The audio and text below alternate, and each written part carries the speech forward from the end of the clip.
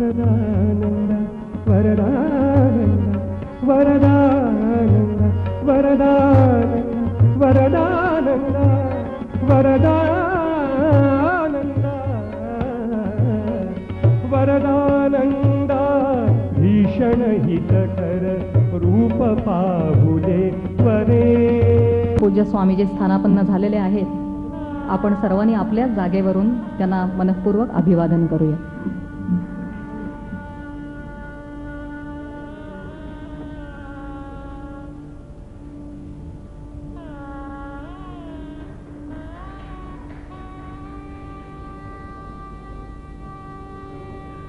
इमां प्रसुप्तां संजीवयत्यखिल शक्तिधरस्वधाम्ना अन्यांश्च हस्तचरणश्रवणत्वगादीन् प्राणान्नमो भगवते पुरुषाय तुभ्यं. पुंडलीकवरदा हरि विठ्ठल सद्गुरु ज्ञानेश्वर तुकाराम महाराज की जय. जय जय रघुवीर समर्थ. सज्जन हो, आपल्या पुढे आज भगवान श्रीकृष्णाचं एक रूप प्रगट करण्याचा विचार आहे. माझ्या शक्तीप्रमाणे मी ते काम करणार आहे. भगवान श्रीकृष्ण याला आपल्या परंपरेमध्ये पूर्णावतार म्हणतात, पूर्ण पुरुष म्हणतात. एते चांशकला पुंसः कृष्णस्तु भगवान स्वयं असं श्रीकृष्णाचं वर्णन केलं जातं की बाकीचे अवतार हे अंशावतार आहेत. एक एक एक एक एक एक गोष्ट त्यांनी त्या अवतारात पार केली, पूर्ण केली. कृष्णावतार हा असा अवतार आहे की इथे एक नाही अनेक गोष्टींचं प्रतिपादन केलं. अनेक गोष्टी आपल्या आचरणातून दाखवल्या आणि जीवनाच्या सगळ्या अंगोपांगाला उत्कृष्ट मार्गदर्शन करील असं तत्वज्ञानही अर्जुनाच्या निमित्ताने समाजापुढे प्रगट केलं. ते केवळ अर्जुनापुरतं नव्हतं, अर्जुनाच्या काळापुरतंही नव्हतं, ते अगदी वैदिक काळापासून चालत आलेलं होतं आणि आजही ते तितकंच प्रासंगिक आहे जितकं अर्जुनाच्या काळी होतं.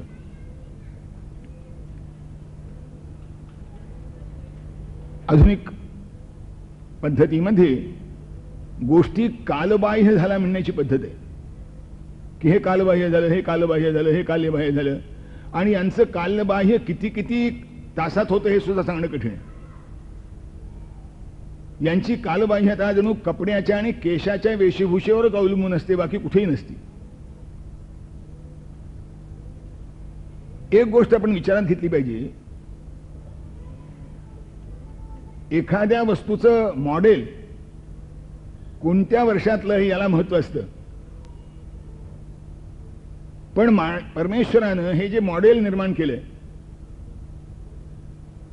हे जेव्हा केव्हा निर्माण केलं तेव्हापासून आजपर्यंत तसंच आहे. त्याची अॅनाटॉमी बदलली नाही, त्याची फिजिओलॉजी बदलली नाही. मग सोशॉलॉजी आणि सायकोलॉजी बदलायचं काय कारण आहे? कारण हे दोन जर अॅनाटॉमी आणि फिजिओलॉजीवर आधारलेली असतील आणि त्या दोन्ही गोष्टी जर बदलल्या नाहीत तर काय बदलायचं कारण आहे? कालमानाप्रमाणे थोडा बदल होतो पण हे चक्र नेहमीच चालू राहतं.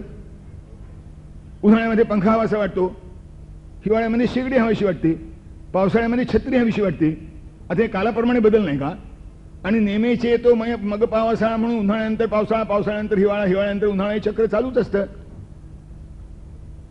त्या परिवर्तन काय झालं? हा बुद्धिवाद्यांनी निर्माण केलेला एक भ्रम आहे. परिवर्तनाची आवश्यकता असते पण कुठे? अपूर्णाकडून पूर्णाकडे जाताना, दोषाकडून गुणाकडे जाताना, उण्या चांगल्याकडून अधिक चांगल्याकडे जाताना, अधिक वाईटाकडून कमी वाईटाकडे जाताना परिवर्तनाची गरज असते, बरोबर? आणि मनुष्याच्या जीवनामध्ये तसंच सृष्टीच्या चक्रामध्येही, इतिहासाच्या चक्रामध्येही असं थोडं खालीवरच होत असतं. नीचैर गच्छत्युपरिच दशां चक्रनेमी क्रमेण, चाकाच्या 11 दशा खालीवर होत असतात. तसं निसर्गातली, वातावरणातली परिस्थिती बदलत असते. पण परिस्थिती बदलली असती तर तेवढ्यापुरतं बदलणं आणि निराळं, आणि सबंध जीवनालाच वेगळं वळण लावणं निराळं. आदर्श म्हणून काही असतो की नाही, पूर्णता म्हणून काही असते की नाही, त्या आदर्शाकडे आणि पूर्णतेकडे आपल्याला जायचं असतं की नाही. त्यातून घसरतो पुन्हा तिकडे जायचं, त्यातून घसरतो पुन्हा तिकडे जायचं. म्हणजे पूर्णतेपेक्षा आणखीन पलीकडे काही नाही. पण हे सगळे विद्वान असे आहेत, यांना परिपूर्णता कशाला म्हणावी तेच कळत नाही. आणि ही परिपूर्णता कधी मानवी जीवनात प्रगट झाली होती की नाही हे यांना माहित नाही. कदाचित तो इतिहास जाणून बुजून बघायला गेला आहे. आपल्याकडे परिपूर्णता होती, बाकीच्या गोष्टी कशाला सांगू आपल्याला. उपनिषदातला एक राजा माझं राज्य कसं आहे ते सांगतो. तो सांगतो, नमेस्तेनो जनपदे न कदर्यः न मद्यपः नानाहिताग्निर ना विद्वान न स्वैरी स्वैरिणी कुतः. उपनिषदातला राजा आहे. तो म्हणतो की माझ्या राज्यात कुणीही चोर नाही. नमेस्तेनो जनपदे, माझ्या राज्यात कुणी चोर नाही. माझ्या राज्यात कुणी कृपण नाही. माझ्या राज्यात कुणी दारुडा नाही. माझ्या राज्यात कुणी अधार्मिक नाही. माझ्या राज्यात कुणी अविद्वान नाही. स्वैराचारी पुरुषच नाही, मग स्वैराचारी स्त्री जन्माला येईलच कशी. पुरुषप्रधान संस्कृतीला नाव ठेवण्याची एक परंपरा आहे. ही कधी नव्हती कोणाला ठाऊक. पण ह्या पुरुषप्रधान संस्कृतीमध्ये सुद्धा दोष दिलाय तो पुरुषाला दिलाय. न स्वैरी, स्वैराचारी पुरुष नाही, मग स्वैराचारिणी स्त्री जन्माला येईल कशी. मला खरंच सांगा, यापेक्षा अधिक चांगल्या राजवटीचा आदर्श कोणता असतो ते मला सांगा. हा, आता ते काय जीवनमान उंचावलं वगैरे काही म्हणतात. म्हणजे काय, पूर्वी पाटावर बसून जेवत होते, आता खुर्चीवर बसून जेवतात. पण 1.5 फूट जीवनमान उंचावलं. याला जीवनमान उंचावलं म्हणायचं का. पूर्वी हातमागाचे सुताचे कपडे घालीत होते, आता टेरिलियन टेरिकॉटचे घालतात. पण हे टेरिलियन टेरिकॉटचे कपडे आरोग्याच्या दृष्टीने चांगलं आहे असं आरोग्यशास्त्र सांगतं का. आणि जर सांगत नसेल तर आपली प्रगती झाली की अधोगती झाली. तेव्हा उलट मी आपल्याला असं सांगू इच्छितो, आपणही शोध करा. माझं सांगावून माना असं माझच कधी म्हणायचं नाही मला. आपण विचार करा. खोटं ठरलं तर मला समजावून सांगा. क्षमा मागण्यासारखं असेल तर जाहीर सभेमध्ये क्षमा मागायची माझी तयारी. मनुष्यानं विज्ञानाच्या सहाय्यावर आपल्या सोयीचं म्हणून जे जे काही साधन निर्माण केलं आहे, ज्यांनी शारीरिक कष्ट उणवले आहेत, वेळ वाचला आहे, ती सगळी साधनं प्रदूषण निर्माण करणारी आहेत. माहिती आहे आपल्याला. जवळजवळ याला कुणी अपवाद नाही. माझी सोय व्हावी आणि निसर्गामध्ये प्रदूषण व्हावं की जे पिढ्यानपिढ्या समाजाला आणि लोकांना भोगावं लागावं, ही कोणती प्रगती आहे. आता मनुचा उल्लेख करणं म्हणजे तर कालबाह्य फारच झालं. एकदा मनुवादी म्हटलं की आणखीन शिवी द्यायची गरजच नसते. त्यात सगळ्या शिव्या येऊन जातात समाजाला घातक असलेल्या. त्या मनूनं त्याच्या काळात, महाभारताच्या पूर्वीचा काळ आहे मनुचा, किती पूर्वीचा आहे सांगता येणार नाही, त्या काळामध्ये त्यांनी एक विधान केलं आहे. तो म्हणतो महायंत्र निर्माण हे पातक आहे. मनू म्हणतो महायंत्र निर्माण हे पातक आहे. याचे 2 अर्थ यातून निघतात. त्या काळी महायंत्र निर्माण करता येत होती आणि महायंत्र निर्माणाचे दोषही माणसाच्या लक्षात आले होते. आता तुमच्या महायंत्राची प्रगती किती चालली आहे. एका मोठ्या ग्रस्तांनी त्यांच्या पुस्तकात लिहिलंय की आता ही कारखानदारी किती यंत्र नियंत्रित होणार आहे, मनुष्याची कशी आवश्यकता लागणार नाही. ते एक म्हणतो कोट्यावधीची उलाढाल करणारा कारखाना आम्ही निर्माण करणार आहोत, पण त्या कारखान्यामध्ये 2च प्राणी असतील, एक कुत्रं आणि त्या कुत्र्याला खायला घालणारा गडी. कोट्यावधीची उलाढाल करणाऱ्या कारखान्यामध्ये जर 2च प्राणी काम करणारे असतील तर मला एकदा शंका येते की या कोट्यावधीची उलाढाल घेणार कोण. जर सगळेच बेकार असतील तर घेणार कोण. का खेरापतीसारखे वाटणार की एक कार्यक्रम झाला सभा संमेलनाचा की एक एक वस्तू वाटली. आणि असं जर केलं तर खरंच अर्थशास्त्र सुरक्षित राहील का. का काही लोकांनी विकसित व्हायचं आणि काही लोकांना कोणत्या ना कोणत्या ते सुरुवामध्ये अडाणी मागासलेलंच ठेवायचं आणि मग आपली विक्री त्यांच्यावर लादायची आणि त्यांचं शोषण करायचं. एका समाजवाद्याने लिहिले, अमेरिकेची लोकसंख्या जगाच्या 4% आहे आणि अमेरिका जगाच्या 40% उत्पादन खाते. केवढं भयंकर शोषण आहे, केवढी प्रचंड विषमता आहे ही. याच्याबद्दल काय म्हणजे बोलता.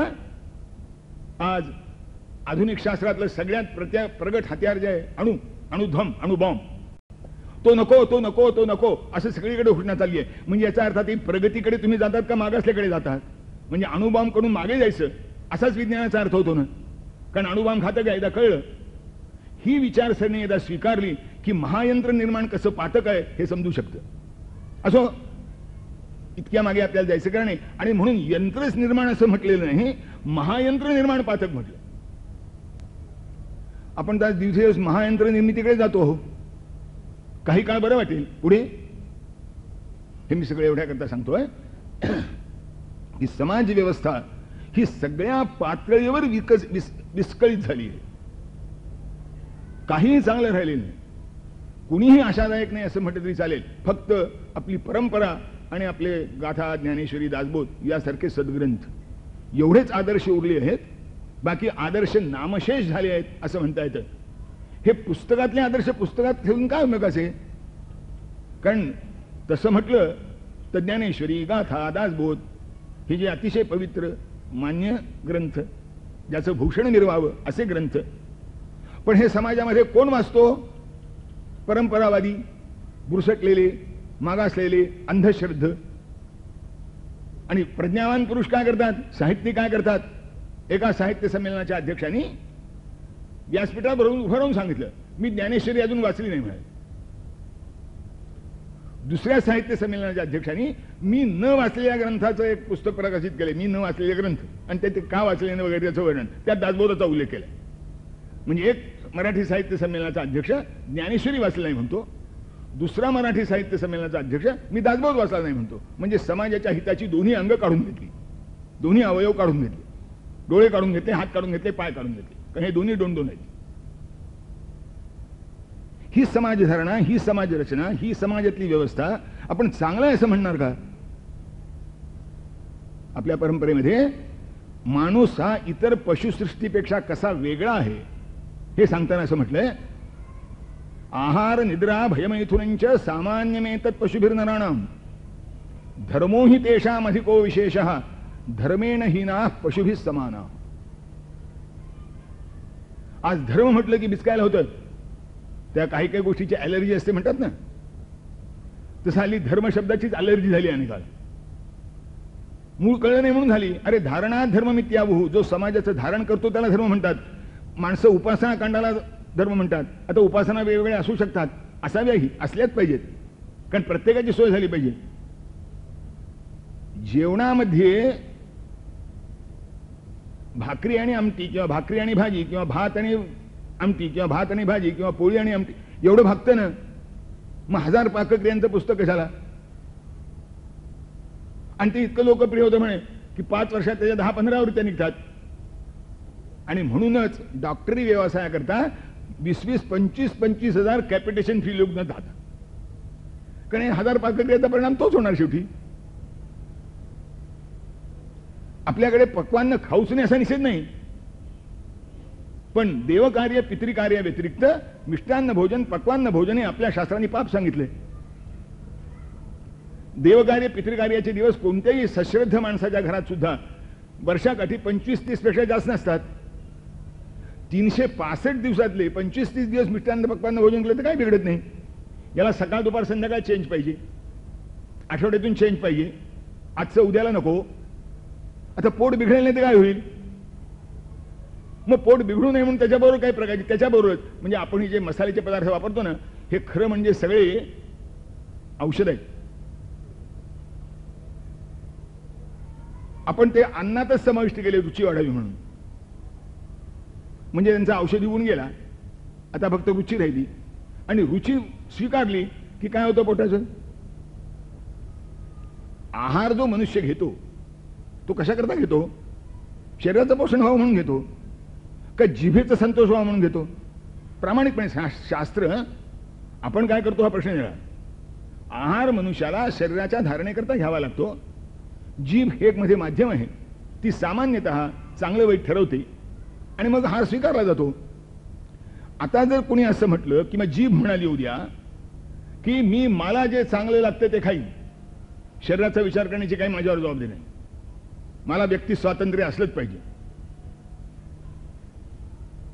खाईल, खातोय मनुष्य, पण शरीराचा विचार जर झाला नाही तर काय होईल? त्याच जिभेला एरंडेल नाही तर कुटकीचा काढा प्यावा लागेल. आता व्यक्ती स्वातंत्र्याचं अपहरण झालं की नाही? म्हणून नेहमी समाजामध्ये निदान जो नेता वर्ग आहे, जो पुढारी वर्ग आहे, जे मार्गदर्शक आहेत, त्यांनी तरी आदर्शाचा विचार करून आदर्श समाजापुढे स्थापन केला पाहिजे. दुर्दैवाने हे झालं नाही आपल्याकडे. कुणीच केलं नाही असं मला म्हणायचं नाही, पण ज्यांनी ज्यांनी केलं त्यांच्याकडे उपेक्षा बुद्धीने पाहिलं गेलं, त्यांची टिंगळटवाळी केली गेली, त्यांची निंदा केली गेली. आपल्याकडे समाजात जेवढे आदर्श होते तेवढे सगळे विस्कळीत केले गेले आणि जे खरोखरीच आदर्श नव्हते त्यांना आदर्श स्थानी बसवलं. महाभारतातला युधिष्ठिर आणि महाभारतातलं कर्ण ही त्याची दोन उदाहरणं आहेत. जातीवंत युधिष्ठिर हा सज्जनतेचा मूर्तिवंत अवतार आहे आणि जेवढी काही असते शक्ती दुष्टता ही सगळी कर्णाच्या आश्रयाने राहते. आमच्या साहित्यिकांनी कर्णाला डोक्यावर घेतलं आहे आणि युधिष्ठिराला पायदळी तुडवलं आहे.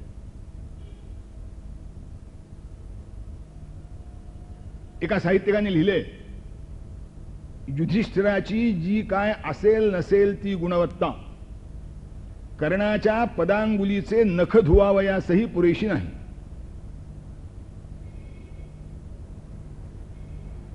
आणि मग कर्ण किती शूर होता, तो कसा उदार होता, तो कसा सौजन्यशील होता, या सगळ्या आपत्तीत केवळ जन्माच्या कारणानं, जातीच्या कारणानं त्याला कशी अवहेलना भोगावी लागली याचं इतकं रंगून रंगून वर्णन करतात की ज्याचे नाव होते. मला कर्ण सांगायचं नाही आपल्याला, पण दुसऱ्या एका साहित्यिकाने लिहिलंय की कर्ण आणि कृष्ण हे एकाच आदर्शाचे दोन अवतार आहेत, दोन रूप आहेत. व्यासानं कर्णाला पृथ्वीवर ठेवलं आणि कृष्णाला उंच आकाशात ठेवलं. तो आकाशात कसा गेला? आणि आकाशात गेला असता तर माणसाच्या उपयोगी पडला असता का? त्याला समाजाने वावरता आलं असतं का? हा, कर्ण त्याच्याजवळ जी काही गुणसंपदा होती ती दुष्टाच्या मागे उभी केली. त्यानं दुष्टाला प्रोत्साहन दिलं. दुष्टानं दुष्टपणा अधिक चांगल्या रीतीने कसा करावा हे दुष्टानं शिकवून दिलं. हे काम कर्णानं केलं. आणि कृष्णानं काय काम केलं? कृष्णानं सज्जन सज्जनपणामुळे मरतो. तो मूर्ख नसतो, दुबळा नसतो, त्याला बुद्धिमत्ता नसते असंही नाही, सगळं असतं.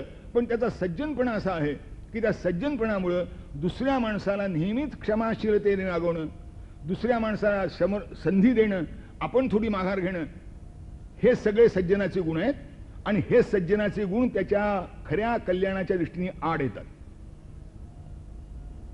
म्हणून भगवान श्रीकृष्णाने पांडवांच्या पाठीमागे उभं राहायचं ठरवलं. कारण पांडव अज्ञानी नाहीत, युधिष्ठिर तर महापंडित आहे, भीम आणि अर्जुन हेही काही कमी नाहीत, द्रौपदी तर विचारायलाच नको. हे तिघही, विशेषतः भीम आणि द्रौपदी, युधिष्ठिराशी सतत भांडत असतात, त्याच्या त्या सौजन्याकरताच भांडत असतात. आणि जो प्रश्न आज आपण विचारतो की आम्ही काय, मनुष्य नेहमी स्वतः चांगलाच असतो, वाईट असतो तो दुसरा. नेहमी माणसं काय म्हणतात, आम्ही असे सज्जन, आम्ही असे सत्यवादी, आम्ही कोणावर अत्याचार करीत नाही, कोणावर अन्याय करीत नाही, आणि तरी आमची स्थिती अशी. आणि तो आमचा शेजारी, तो खोटारडा, फसवा, कपटी, हिंसक, त्याचं कसं बरं चाललंय, तो देवळात सुद्धा जात नाही, देवपूजा करीत नाही, आम्ही रोज 3-3 तास करतो, तरी आमचं असं का आणि त्याचं असं का? जणू काही याच्या धार्मिकतेमुळे हा माग असला आणि तो धार्मिक नसल्यामुळे उन्नतीला पावला असं समजतात लोक. असं काही नाही. तो जो उन्नतीला पावला असेल तर चतुर आहे म्हणून पावला, आणि हा गबाळ आहे बावळा आहे म्हणून माग असला. पूजा याच्या मदतीला येते नाही, याच्या येत नाही, त्याच्या येत नाही. आस्तिकतेचं स्थान निराळं आहे आणि भौतिक प्रगतीचं स्थान निराळं आहे. दोन वेगळी क्षेत्र आहेत. आणि म्हणून आपल्याकडे द्विविधो ही वेदोक्तो धर्म प्रवृत्ती लक्षण निवृत्ती लक्षणश्च, की दोन प्रकारचा वेदोक्त धर्म आहे. एक प्रवृत्ती मार्गी धर्म आहे, एक निवृत्ती मार्गी धर्म आहे. निवृत्ती मार्गी धर्माचा विचार 4थ्या आश्रमात करायचा, प्रवृत्ती मार्गी धर्माचा विचार 1, 2, 3 पहिल्या आश्रमात करायचा. आणि हे कुणीही नाकारलं नाही. सांगण्याची पद्धत कमी अधिक असते. ज्ञानेश्वर महाराजांसारखा महापुरुष ज्ञानेश्वर लिहिताना काय म्हणतो, ज्याचे ऐहिक धड नाही त्याचे परत्र पुसशी काय. इहलोकच ज्याचा धड नाही त्याला परलोक कसा चांगला करता येणार. आपण असे सामान्य गृहीत धरलंय सोयीसाठी की परमार्थ भोळ्यांचा, बावळ्यांचा, गवाळ्यांचा, मतिमंदांचा आहे आणि सगळं चातुर्य काय ते व्यवहारात लागतं. खरंच विचार केला तर व्यवहारामध्ये 1 पट चातुर्य लागत असेल तर परमार्थ यशस्वी करण्याकरता अधिक 10 पट बुद्धिमत्ता चांगली असावी लागते. सुशिकपणा असावा लागतो, धैर्य असावं लागतं. आणि जे व्यवहारात प्रगत झाले तसं आपल्याला दिसतं त्यांनाही सोशिकपणा आणि धैर्याचाच अवलंब करावा लागतो. खालीवर होतच असतं, खाली झालं तरी टिकून राहावं लागतं आणि वर गेल्यावर माजून नाही चालत. या 2 गोष्टी त्यालाही लक्षात ठेवायला लागतात. तेव्हा पांडव यांच्या मागे कृष्ण उभा राहिला, कारण पांडव सज्जन आहेत. त्यांचा सज्जनपणा त्यांना नडतो म्हणून कृष्णाने आपल्या कर्तृत्वानं फक्त तेवढंच केलं. कारण पूर्णतेचं एक लक्षण आहे. गीतेमध्येच वचन सांगितलं, न द्वेष्टी अकुशलं कर्म कुशले नानुसज्जते त्यागी सत्वसमाविष्टो मेधावी छिन्न संशय. न द्वेष्टी अकुशलं कर्म. अकुशल म्हणजे अशोभन, दिसायला बरं दिसत नाही. हे अकुशल जे कर्म आहे ते चांगलं नाही. मग चांगलं नाही, निश्चित चांगलं नाही. मग आता प्रसंगी ते वापरावं की नाही, प्रसंगी त्याचा अवलंब करावा की नाही. भगवान म्हणतात करावा. तो हा जो, पण हा करणारा कोण आहे. हा सामान्य माणूस नाही. पुन्हा आपल्याला सांगतो मी, हा उत्कृष्ट परमार्थी आहे, त्यागी आहे. त्याला स्वतःची काही अभिलाषा नाही. सत्व समाविष्ट आहे, नेहमीच सत्वगुणात राहिलेला आहे. सत्व ज्याच्यात समाविष्ट झालंय किंवा जो सत्वात समाविष्ट झालाय, सत्व आणि तो हे एकरूप झालेले आहेत असा आहे. रज आणि तम त्याच्याजवळ नाहीत, नीरजस तम झालेला आहे. मेधावी आहे, बुद्धिमान आहे, गबाळ नाही, गतानुगतिक नाही, बुद्धिमान आहे, मेधावी आहे आणि छिन्न संशय आहे. त्याला कोण असं कसं ही शंका नाही. कारण असं कसं शंका ज्या गोंधळामुळे निर्माण होते तो गोंधळ आयत्या वेळा निर्माण होणारा असतो. यांनी दीर्घकाल एकेका गोष्टीचं चिंतन केलंय तेव्हा यावेळी कसं वागावं ही शंका त्याच्या डोक्यात नाही. तो झटकन निर्णय घेतो आणि मग ते घेतलेले निर्णय वर दिसायला कसे दिसतात तर अकुशल कर्माचा स्वीकार केल्यासारखे दिसतात, कुशल कर्माचा त्याग केल्यासारखे दिसतात. भगवान म्हणतात तो अकुशल कर्माचा स्वीकार करतो, कुशल कर्माचा त्याग करतो. उलट कधी कधी कुशल कर्माचा स्वीकार करतो, अकुशल कर्माचा त्याग करतो. समष्टीच्या पातळीवर असेल तेव्हा कुशल कर्माचा त्याग करतो, अकुशल कर्माचा स्वीकार करतो. वैयक्तिक पातळीवर असेल तेव्हा अकुशल कर्माचा त्याग करतो, कुशल कर्माचा स्वीकार करतो. आम्ही बरोबर उलट करतो, बरोबर उलट. आम्ही स्वार्थाकरता किती दुष्ट होऊ, किती खालच्या पातळीवर जाऊ, किती लाचार होऊ याला काही मर्यादा नाही, किती हिंसक होऊ याला काही मर्यादा नाही. आणि जेव्हा समाजाचं कार्य येईल तेव्हा सगळं सौजन्य, सगळं सत्पुरुषपण, सगळा सत्वगुण आम्हाला स्फुरतो. हे आपण असं करता कामा, हे आपण असं करता कामा. अरे का, केव्हा करता कामा नाही. आता तो पोप येतोय, त्याच्या स्वागताला आपलं सरकार बद्धपरिकर झालंय, दिवाळीसारखा महोत्सव करणार आहे. नाही ठीक, आपल्याकडे कोणी पाहुणा आला की त्याचा सत्कार करावा आपली परंपराच आहे. अतिथी देवो भव म्हणतात. ते आमच्याकडे आलेला कुणी अतिथी आमचा देव आहे. पण घर पेटवायला कुणी आला तर त्याला अतिथी मानावून देव मानावं का हा महत्वाचा मुद्दा आहे. म्हणून आमच्यातल्या कुणी एका सज्जनांनी एकच अगदी कमीत कमी अपेक्षा व्यक्त केली. याच्यामध्ये खरंच मानवी दृष्टीनं, जगाच्या दृष्टीनं, निधर्मवादाच्या दृष्टीने, सर्वधर्म समभावाच्या दृष्टीने काही दोष नाही. काय अपेक्षा केली की पोप महाशय येत आहेत, त्यांनी एवढंच म्हणावं की सगळे धर्म एका योग्यतेचे आहेत.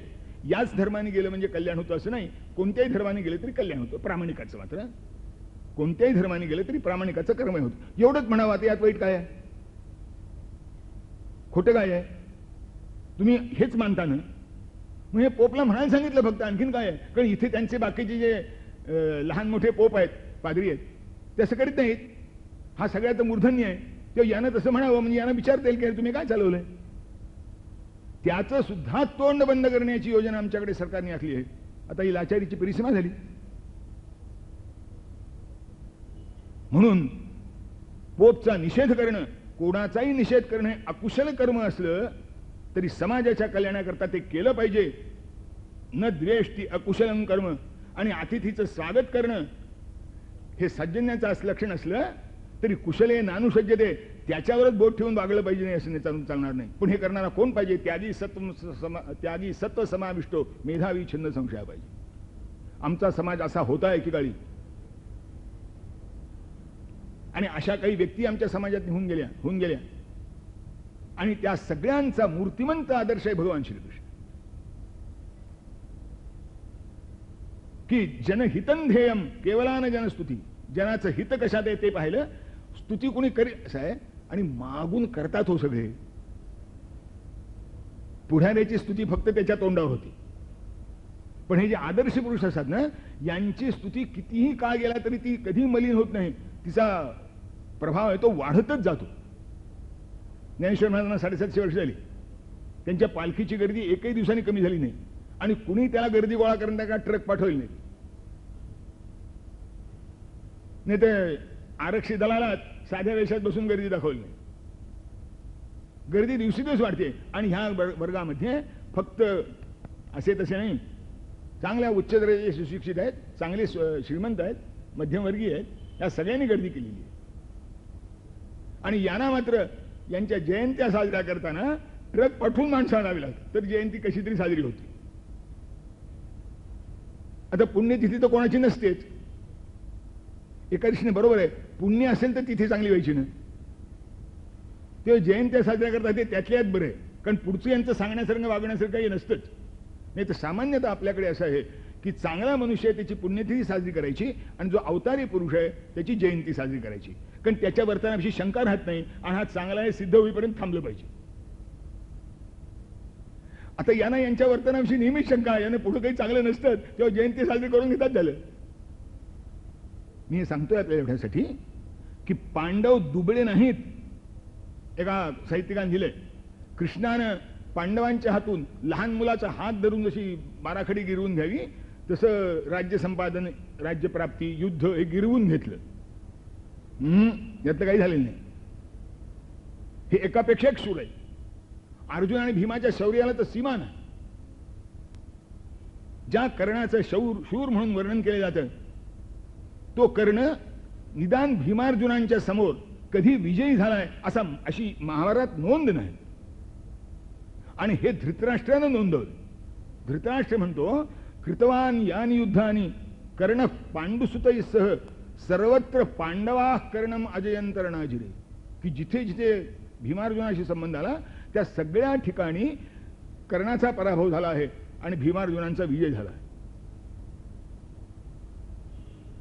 त्या पहिल्या प्रथम तर हे महाभाग मोठे उदार हृदयाचे, मोठे सत्वगुणी, पांडवांच्या पेक्षा चांगले, भीष्माच्या हाताखाली लढणार नाही म्हणाले, कारण पराक्रम मी करीन आणि यश भीष्माच्या पदरात पडेल. काय जात आहे. म्हणून 10 दिवस हा पठ्ठ्या भीष्मावरचा. भीष्माने काय केलं होतं, याला अर्धरथी म्हटलं होतं. आणि त्याच्या गुणाकडे पाहून म्हटलं खरंच तसा होता. ज्याला असं हुशारक्या पुष्कळ मारल्या, ते निवडणुकीला उभे राहणारे उमेदवारांनी सुद्धा त्याच्याकडून शिकून घ्यावं की मी किती चांगला आहे बोलत राहावं. मला वाटतं करणंच त्यांचा आदर्श आहे. त्याने फुशार केलं, आम्ही असं काही मी तसं काही खूप मांडलं. आणि असा जो ओरडतो त्याचा प्रभाव पडतो. ते दुर्योधन भाळला नाही त्याला, त्याच्या पराक्रमावर दुर्योधनानं विश्वास ठेवला नाही. किती दुर्योधनाला वाचवलं. अगदी साधी गोष्ट आहे. त्या घोषयात्रेचं प्रकरण जे आहे, ज्यात गंधर्वांनी कर्णाचा आणि दुर्योधनाचा पराभव केला, दुर्योधनावर मोठी लाजिरवाणी परिस्थिती प्राप्त झाली. ते प्रकरण निर्माण कसं झालं. हा कर्ण द्यूतामध्ये वनवासी झालेल्या पांडवांना म्हणतो, पांडवांना उद्देशून म्हणतो, दुर्योधना आपण जाऊन पांडवांना खिजवू. पांडव वल्कले नसलेले आहेत, द्रौपदीची आबाळ आहे, आपण वस्त्रालंकाराने नटू, आपल्या स्त्रियाही नटलेल्या आहेत, आणि शत्रूला खिजवण्यात जो आनंद आहे ना तो राज्यलाभात नाही, पुत्रप्राप्तीत नाही. आता ही वृत्ती ज्याची त्याला सज्जन म्हणायचं. हा त्या दुर्योधनाला हुसकून घेऊन गेला. बाप परवानगी देत नव्हता, त्याला खोटं सांगितलं घोषयात्रेला जातो. घोषयात्रा म्हणजे गौळवाड्यांच्या तपासणी करायची आणि त्यात वासर किती, कालवडी किती, गुरे किती, म्हातारे बैल किती, म्हातारे गाई किती, भाकड गाई किती वगैरे असं अशी म्हणजे आज जसं ऑडिट करतात ना तसं गौळवाड्यांचं ऑडिट करणं म्हणजे घोषयात्रा. कारण त्यावेळेला ती संपत्तीचं एक मोठं साधन होतं. हे गेले. आता तिथे जाताना जाण्यापूर्वी आणि तरी धृतराष्ट्राने सांगितलं हे बघ पांडव ज्या वनात आहे तिकडे जाऊ नका, यांना तिकडेच जायचं होतं. मध्ये वाटत एक सरोवर होतं, तिथे एक चित्ररथ गंधर्व जलक्रीडा करीत होता. दुर्योधन म्हणाला की मला आता जलक्रीडा करायची आहे, हे माझं राज्य आहे, तू लवकर बाहेर हो. तो म्हणा नाही होणार, ते स्विमिंग पूल बुक करतात की नाही, तू एक हा गंध म्हणून तुम्ही माझ्या नावाने बुक केलाय, आता माझं संपलं म्हणजे तुझं. म्हणजे मी इथला राजा आहे, मी ओळखत नाही. म्हणजे युद्ध सुरू झालं. सगळ्याच्या आधी कर्ण पळाला, कर्णाचं पाहून सैन्य पळालं. दुर्योधन जिद्दी आहे, तो पकडला गेला आणि गंधर्व त्याला घेऊन चालले. दुर्योधनाच्या सेवकांनी जवळच असलेल्या पांडवांनाही वृत्त जाऊन सांगितलं आमचे युधिष्ठिर महाराज. ते म्हणजे अर्जुना भीमा त्या दुर्योधनाला सोडून आणा. तर भीम तो म्हणला बरं झालं ना, जे कधीतरी आपल्याला करावं लागत होतं ते परस्पर भागलं. युधिष्ठिर म्हणतो नाही, मोरोपंतांनी त्याचं मोठं चांगलं अनुवाद केलाय. ते म्हणतात जरी आपसात भांडण तरी ते 100 असू आम्ही 5, परका शत्रू येता आम्ही आहोत 105. आपसात भांडण असेल तेव्हा भांडू म्हणाले, पण हा परका शत्रू आलाय, आपल्या राज्याच्या बाहेरचा आहे, विदेशी आहे, हा आला तर आम्ही 105 होऊन लढू, त्याला डोक्यावर घेणार असं म्हटलेलं नाही. हा विदेशी शत्रू आहे, याच्याशी लढलं पाहिजे. आता भीमार्जुनांची पंचायत झाली. युधिष्ठिराची आज्ञा मोडायची त्यांना कोणाला सवय नव्हती, कधीही मोडली नाही त्यांनी. आपली वेगळी सूळ त्यांच्याशी मतभेद असताना कोणी मांडला नाही. त्यांच्यातला कुणीही आयाराम गयाराम झाला नाही, कुणीही दुसऱ्या पक्षात गेल्यावाला उभा राहिला नाही की 3 वार बोल तुझ्या बाजूचा. हे गेले आणि ते दुर्योधनाला पकडून आणला, सोडवलं आणि गंधर्वांचा पराभव केला. आता काय झालं की हा पकडलेला जो दुर्योधन होता, त्याचे काय हातपाय बांधलेले असतील, त्याला तसाच आणून द्रौपदी पिढी उभा केला. म्हणजे पांडवांना खिजवण्याकरता जो गेला होता त्याची काय तरी दुर्दशा झाली. बंदी अवस्थेत त्याला पांडवांच्या पुढे उभं राहावं लागलं. त्याला अतिशय वाईट वाटलं. तो बसला प्रयोपेशनाला, कोणाचं ऐके ना. कर्ण त्याची समजूत घालायला गेला. काय घातली समजूत कर्णाने माहिती आहे? दुर्योधना तुला वाईट कशाचं वाटतं म्हणे, लाज कशाची वाटते? अरे पांडव आपले सेवक आहेत, आपण जिंकलाय त्यांना. सेवकाने धन्याकरता नेहमीच काम करायचं असतं. तर तुझ्या सेवकाने तुझ्याकरता काम केलं, तुला लाज वाटायचं काही कारण नाही मिळेल. पी मुसंब्याचा रस. दुर्योधन प्यायला. हा कर्ण युद्धामध्ये त्याला वाचवण्याकरता दुर्योधनाचे निदान 15-16 भाऊ मारले गेलेत. कर्णाला वाचवण्याकरता दुर्योधनाचे निदान 15-16 भाऊ तरी मारले गेलेत. भीमाच्या पराक्रमामध्ये हा कर्ण सापडून पिळवटला जात असे आणि दुर्योधन ओरडून म्हणे अरे शीघ्रं गच्छत भद्रं वो राधेयं परिरक्षत भीमसेन भयागाधे मज्जंतम व्यसनार्णवे. भीमसेनाच्या भयानं निर्माण केलेल्या समुद्रामध्ये कर्ण बुडतोय, त्याला वाचवा. दुर्योधनाच्या आज्ञेने त्याचे 5-6 भाऊ त्याला वाचवायला जात. भीमाच्यातून ठार होत कर्ण त्यांना वाचवू शकत नसे. फक्त ते मेले की त्यांच्या प्रेताला प्रदक्षिणा करी आणि शोक करी, थँक्यू व्हेरी मच म्हणे की तुम्ही मला थोडा वेळ तरी वाचवलं. आणि असं एकदा नाही दोनदा नाही, पुष्कळदा झालं. उलट अर्जुन ज्याच्या पाठीशी उभा असेल त्याचं संरक्षण करणं, त्याला पराभूत करणं, त्याला मारणं हे कोणालाही शक्य झाले नसेल. अगदी पहिल्यापासून ही स्थिती आहे. भीष्म हे अतिशय न्यायाने लढणारे आहेत. खरोखरीच कृष्णाबरोबर मोठेपणाची तुलनाच करायची झाली तर त्यातल्यात महाभारतांच्या व्यक्तिमत्वामध्ये भीष्माचार्यांची करता येईल. कृष्णाच्या खालोखाल मोठं व्यक्तिमत्व भीष्मांचं आहे. एकच आहे की भीष्म कौरव पक्षाला उभे आहेत आणि दुर्योधन श्रीकृष्ण हा पांडव पक्षाला उभा आहे. ते अतिशय नियमाने लढणारे, युद्ध नियम न मोडणारे, सन्नीती न सोडणारे. तेव्हा 10 दिवस बरं चाललं होतं. पण तरी सुद्धा भीष्माचार्य एक नियम पाळत होते की स्त्रीवर आघात करायचा नाही. शिखंडी हा पहिल्यापासून जन्माने स्त्री होता, म्हणजे गोविंदा झाला म्हणतात ना, गोदीचा गोविंदा झाला, तर तो गोदीचा गोविंदा झालेला आहे, पण जन्माने स्त्री आहे. तेव्हा भीष्म म्हणतात मी त्याशी लढणार नाही. दुर्योधनाला हे माहिती आहे आणि म्हणून तो गीतेच्या आरंभी सुद्धा म्हणतो द्रोणाला उद्देशून, भीष्ममेवाभिरक्षन्तु भवन्तः सर्वैवहि, की तुम्ही सगळे मिळून भीष्माचं रक्षण करा. भीष्माचं रक्षण करा म्हणजे शिखंडीला त्याच्या पुढे येऊ देऊ नका. बाकी मग भीष्मांचा पराक्रम, पण शिखंडी पुढे आला की ते हातावर येतील आणि मग पंचायत होईल, तेव्हा शिखंडीला पुढे येऊ नका.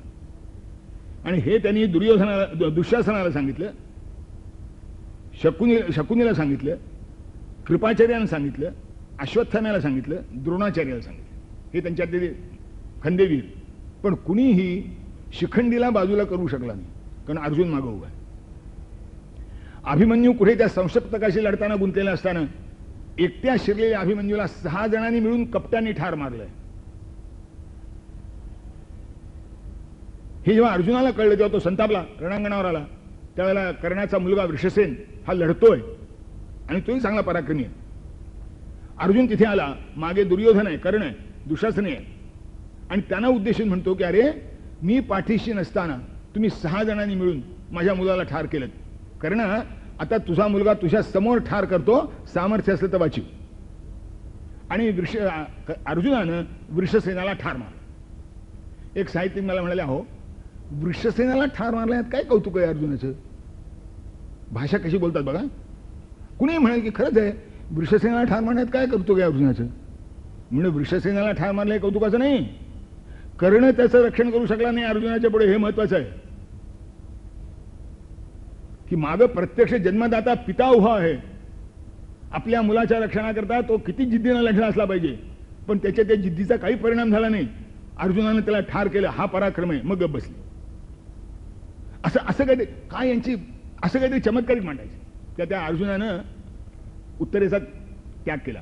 ती आपली विद्यार्थिनी म्हणून विराट तिला अर्जुनाला द्यायला निघाला होता. एका साहित्यिक मौलीनं लिहिलंय, अर्जुनाला आपलं वय आठवलं. आपलं वय आठवलं म्हणजे अर्जुनानं उत्तराजी नाकारली. ती लहान आहे, आपण पुष्कळ वयस्क आहो, आपल्याला ते आता झेपणार नाही म्हणून नाकारली. असं नाही. अरे 80 वर्षाचा म्हातारा असेल, 18 वर्षाच्या पुरुषी लग्न करतो, त्याला आपलं वय आठवत नाही, तर पुढे संबंध पराक्रम करणाऱ्या अर्जुनाला आपलं वय आठवायचं काय करणार. त्याच्यामुळे काही उदात्त स्पर्श आहे, पण तो अर्जुनाचा उदात्त स्पर्श आहे, तो पुढे मांडला तर हा साहित्य कशाचा.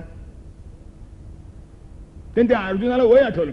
म्हणजे मी जे सांगितलं तसं की वृषसेनाला मारण्यात काय अर्जुनाचं कौतुक, एवढंच सांगायचं. वृषसेन कोणत्या पार्श्वभूमीवर मारला गेला ते नाही सांगायचं. अर्जुनानं उत्तरेला नाकारली, त्याला वय आठवलं एवढंच म्हणायचं, कारण ते खरं आहे. उत्तरा लहान आहे, अर्जुन वयस्क आहे. आपण अर्जुन वयस्क आहे म्हणजे तो शारदेतला म्हातारा आहे का. पराक्रमी पुरुष आहे, वीर धुरंधर आहे, त्याला आपलं वय आठवलं म्हणायचं. म्हणजे सुईचं कसं घ्यायचं आणि त्याचा कसं आपला खोटापाणा उभारायचा याचा नमुना आहे. हे सगळ्यांच्या बाबतीत झाले. त्या पांडवांना अगदी असं बाजूला करून ठेवले. हे पांडव कृष्ण होता म्हणून वाचले, कृष्ण होता. अरे हो, पण कृष्ण होता मग का वाचले, कशाकरता वाचले, कृष्णाने काय केलं. त्यांचं सौजन्य उताला जात होतं आणि त्यामुळे त्यांचा पराभव झाला असता, तेवढं वाचवलं. ते सौजन्य उताला जाऊ दिलं नाही. म्हणून एक अतिशय महत्वाचा प्रसंग आधी सांगतो आणि मग बाकीच्या अनुषंगाने त्याच्या जोडीने सांगतो. युद्ध संपलाय. मी आपल्याला इतिहास क्रमाने शिकवणार नाहीये. कृष्णाचं एक विशिष्ट व्यक्तिस्वरूप आपल्या पुढे उभं करायचंय, कारण हे व्यक्तिस्वरूप कुणी कोणाच्या पुढे उभं केलेलं नाही. मला कृष्ण 4-5 असं म्हणायचं नाही, पण आमच्याकडला एक संप्रदाय असा आहे की कृष्ण गोकुळाच्या बाहेर पडला आणि बिघडला म्हणाल. चरित्र ते वाटे गावे केले देवे गोकुळी. आपण गोकुळामध्ये फक्त भगवंतांनी रासक्रीडा केली, गोपगुंच्या मध्ये खेळ मिळेन वागले, दूध दही चोरलं, एवढंच केलं का. अरे पुतनेला गोकुळातच मारली ना, आघासूर गोकुळातच मारला ना, कालियाचं दमन गोकुळात असतानाच केलं ना. आता हे कृष्णाचे पराक्रम गोकुळातलेच आहेत. त्याच पराक्रमाची आवृत्ती पुढे निघाली. आता पुढे कोणी गोपगोपी भेटला नाही तर कृष्णाने काय करावं. भेटला असता तिथे त्याला वागवला असता चांगला. तितकाच लढीवाळपणे, तितकीच मुरलीवादन. पण हे मुरलीवादन गोकुळात ठीक आहे, रणांगणावर काय कामाचं. आणि म्हणून सावरकरांनी एका आपल्या कवितेत म्हटलंय की तुझं ते विराट रूप मला पाहू दे, ते मुरली मनोहर रूप नको. कारण कोणत्या प्रसंगी कोणतं लक्षात ठेवलं पाहिजे की नाही, आज आपलं प्रसंग मुरलीधर कृष्णाचं स्मरण करण्याचा नाही, चक्रधर कृष्णाचं स्मरण करण्याचं आहे. आणि तो चक्रधरी असा की नधरी शस्त्र करीने गोष्टी सांगेन युक्तीचाचार, अशी प्रतिज्ञा करताना सुद्धा जेव्हा अर्जुनाला विकलांग झालेला पाहिला तेव्हा आपली प्रतिज्ञा विसरून भीष्माच्या अंगावर धावून गेले. अर्जुन पुढे येऊन त्यानं वाचवलं की भगवान, आमच्या करता तुला प्रतिज्ञा मोडण्याचा प्रसंग येणं हे तुला भूषण आहे, पण आम्हाला दूषण आहे की आम्ही अशी नादान निघालो की आमच्या भगवंताची प्रतिज्ञा आम्ही मोडायला लावली. परत ते म्हणाले मी युद्ध करतो, आणि मग अर्जुनानं मृत्युयुद्ध करायचं सोडून गेलं. भीष्म शरपंजरी पडली. असे भयानक युद्ध संपलं. दुर्योधन पळून गेला आणि लपून राहिला एके ठिकाणी. पांडवांचे गुप्तहेर चाणक्य होते. आम्हाला कल्पना नव्हती असं म्हणण्याचा प्रसंग कधी पांडवांच्यावर आला नाही. त्यांनी दुर्योधन कुठे लपला आहे हे सांगितलं त्याला भेटायला गेले. त्याला हुडकून काढला. आता हा लागला गाया वाया करायला, आता राज्य तूच घे म्हणला, मी आता जणू वनवासामध्ये. युधिष्ठिर म्हणला आता नाही, आता निर्णायक युद्ध, एक तू तरी जगन राहायची तर आम्ही तरी जगन राहू. अरे काय करावं म्हणला, माझी सगळी हातेर मोडून गेली आहेत, तुम्ही 5 जण आहात, मी एकटा आहे. नाही हे युधिष्ठिर, तुला आम्ही हत्यार, तू म्हणशील ते हत्यार तुला पुरवू, म्हणशील त्या प्रतीचं, आणि आमच्या 5पैकी कोणाशीही तू लढ, आमच्यातला कुणी मेला तरी तुझा विजय झाला असं समजू, आम्ही बाकीचे पराभव पत्करून निघून जाऊ. कृष्ण जिथे होते ते ताट दिशी उठून उभे राहिले, संतापले आणि म्हणाले सृष्टा भैक्षाय पांडवा, पांडव भीक मागण्याकरता जन्माला आलेत म्हणाले. अरे आता त्या दुर्योधनाला फुलवला. कृष्णा तो केवढा पराक्रमी आहे, किती कुशल गधा युद्धपटू आहे, भीमाला सुद्धा तो भारी जाईल, पण तो आता सोयीस्करपणे भीमाला बोलवणारच नाही. तूच दिलेल्या ऑफर त्याचा फायदा घेऊन तो नकुलाला निवडील, सहदेवाला निवडील, तुला निवडील. अर्जुनाला तो गदा युद्धात बोलवील, धनुर्युद्धात बोलवायचा नाही, कारण त्याला कळतं आपल्या उणीवा काय आहेत ती, आणि असं करून त्याचा पराक्रम फुलवला. आपल्या उणीवा त्याला कळती, तो लुच्चा आहे असं सांगून त्याचा अहंकार जागृत केला. आणि मग दुर्योधन म्हणतो नाही, आता दुर्योधनाला वाटलं की आता जर मी भीमाला आव्हान दिलं नाही तर सगळ्या जगात माझी बदनामी ह्या कृष्ण करीत गेली, की दुबळ्यावर यांनी पराक्रम केले याचं कौतुक आहे, दुबळ्यावर यांनी पराक्रम केले याचं कौतुक आहे. ते काय नाही म्हणाला, काय आता ती इतकं सगळं झालंच आहे, भीमालाच आव्हान द्या. कृष्ण म्हणजे बरं झालं, हेच पाहिजे होतं मला.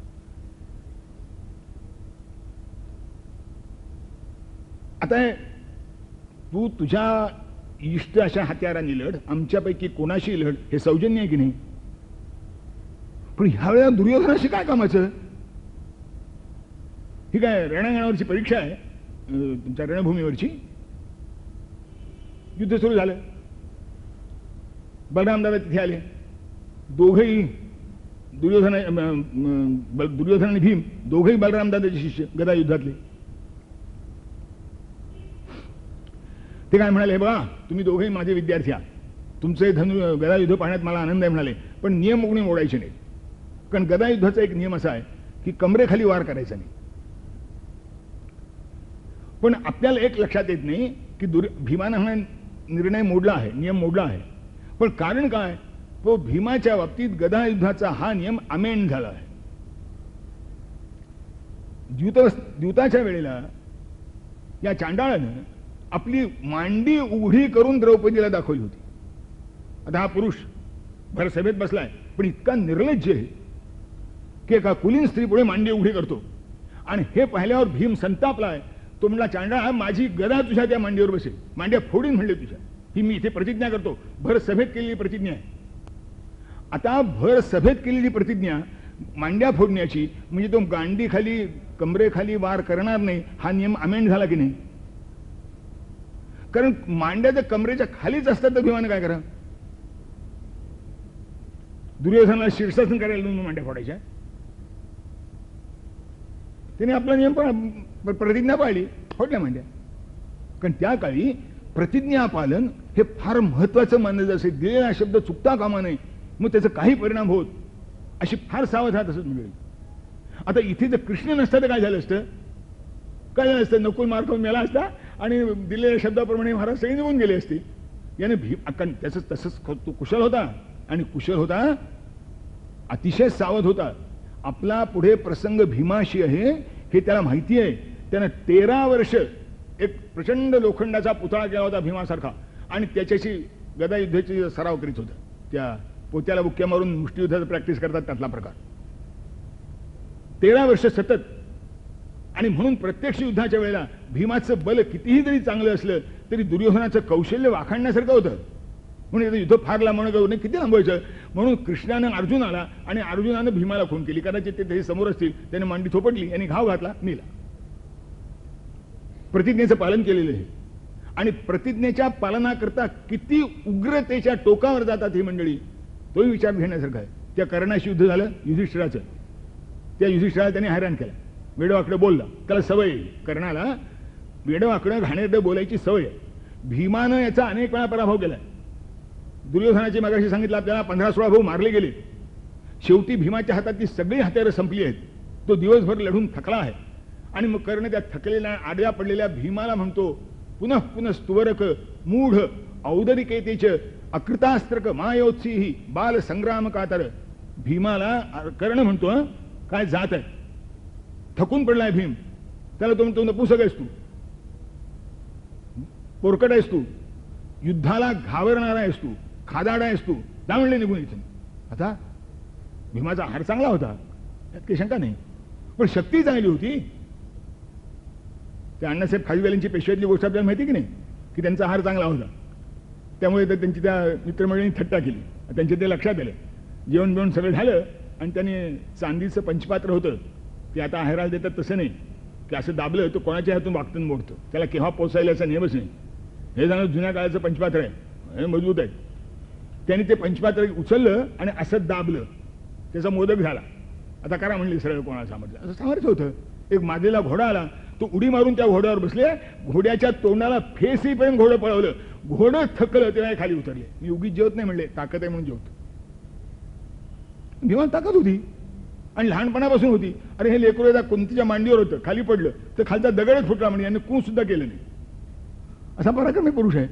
आता तो थकून पडलाय आणि हा त्याला तुबरक बाल संग्राम कातर म्हणतो. अरे अकृतास्त्रक म्हणतो, म्हणजे काही शिकलाच नाहीस तू, तुला कदा युद्धातलं काही कळतच नाही, मार खाऊन. हे आजच्या पुढाऱ्यांचा आदर्श व्हायला करणं लायक आहे. एवढं मात्र खरं की मार खाल्ला तरी आम्ही पडलो म्हणायला कोणी तयार नसतं. दुसऱ्याला किती कमी मतं मिळाली, पूर्वी यांना इतकी मिळाली होती, आता इतकी कमी मिळाली, मला इतकी मिळाली, 2 तरी जास्त मिळाली की नाही याचं भूषण असते. मी हे सांगतो या संदर्भात आपल्याला की प्रतिज्ञा पालन, शब्द पाळणं हे त्या काळी असं अगदी जीवन मरणाचं व्रत मानलं जात असे. कर्णाशी लढताना युधिष्ठिर पराभूत झाला. कर्ण त्याला वेडावाकडे बोललाय. युधिष्ठिर शिबिरात परत आला आहे. संशप्तकाशी लढून जेव्हा परत फिरला अर्जुन, तेव्हा युद्धावर युधिष्ठिराचा रथ दिसत नाहीये. आणि म्हणून तो कर्ण म्हणतो, कृष्ण म्हणतो, अर्जुन म्हणतो कृष्णाला की अरे कृष्णा, युधिष्ठिराचा रथ कुठे दिसत नाही, त्यांची प्रकृती बरी नाही का, आपण पाहून येऊ. चल, त्याला शिबिरात घेऊन गेले. आता त्यांच्या चेहरा प्रसन्न असं आहे. कृष्ण आणि अर्जुनाचे चेहरे नेहमीच प्रसन्न. आता प्रश्न येतो माणसाला, मी या रोते हो क्यों, दुसरा सांगतो सूरत ही वैसी है, रोते हो क्या बोलते हो. हे मोठे प्रसन्न आहेत दोघे आणि संशप्तकावर विजय मिळून परत आलेत. त्या युधिष्ठिराला काय वाटलं, बहुतेक माझी विद्या ऐकून कर्णावर धावून गेले, कर्णाला मारलं आणि आता माझ्या समाचारला आले. तेव्हा युधिष्ठिर घाईघाईनं म्हणाला, अर्जुना कर्णाला मारून तू आलास, फार बरं झालं म्हणाले. युधिष्ठिर म्हणतो, कर्ण म्हणतो, अर्जुन म्हणतो की कर्णाला माझी गाठच पडली नाही, तू नाही दिसला नाही. असं ऐकल्यावर हा संतापला. मार खाल्ला होता, हळवा झाला होता आणि आशाभंग झाला होता त्याचा कल्पनेच्या प्रमाणे. तो त्याने अर्जुनाला रागावला आणि तो म्हणला, कशाला बिरात तिच्या गप्पा मारतोस, तुझं ते गांडीव धनुष्य देऊन टाक दुसऱ्याला, तुला सांभाळता येत नाही तर कशाला सांभाळतो. हे ऐकलं आणि अर्जुनानं तरवार उपसली. युधिष्ठिराच्या अंगावर धावून चालला. भगवंत सावध होते, त्यांनी हात पकडला. म्हणजे काय प्रकरण आहे. नाही म्हणजे माझ्या गांडीवाचा जो कोणी अपमान करील त्याला जिवंत ठेवणार नाही अशी माझी प्रतिज्ञा मिळाली. हा, गांडीवाच्या अपमानाकरता युधिष्ठिराला मारणार तू, माझी प्रतिज्ञा मिळेल. कृष्णा काय करू. अरे म्हणले, तुला धर्मशास्त्र कळत नाही. स्वतःची स्तुती करणं, दुसऱ्याची म्हणजे ज्याला आदर दाखवायचा त्याची अवहेलना करणं, त्याचा अपमान करणं, त्याची निंदा करणं हा त्याचा खरा वध आहे. म्हणून सगळ्यांशीच काही शस्त्राने लढायचं नसतं. शस्त्र एकच हत्यार नाही.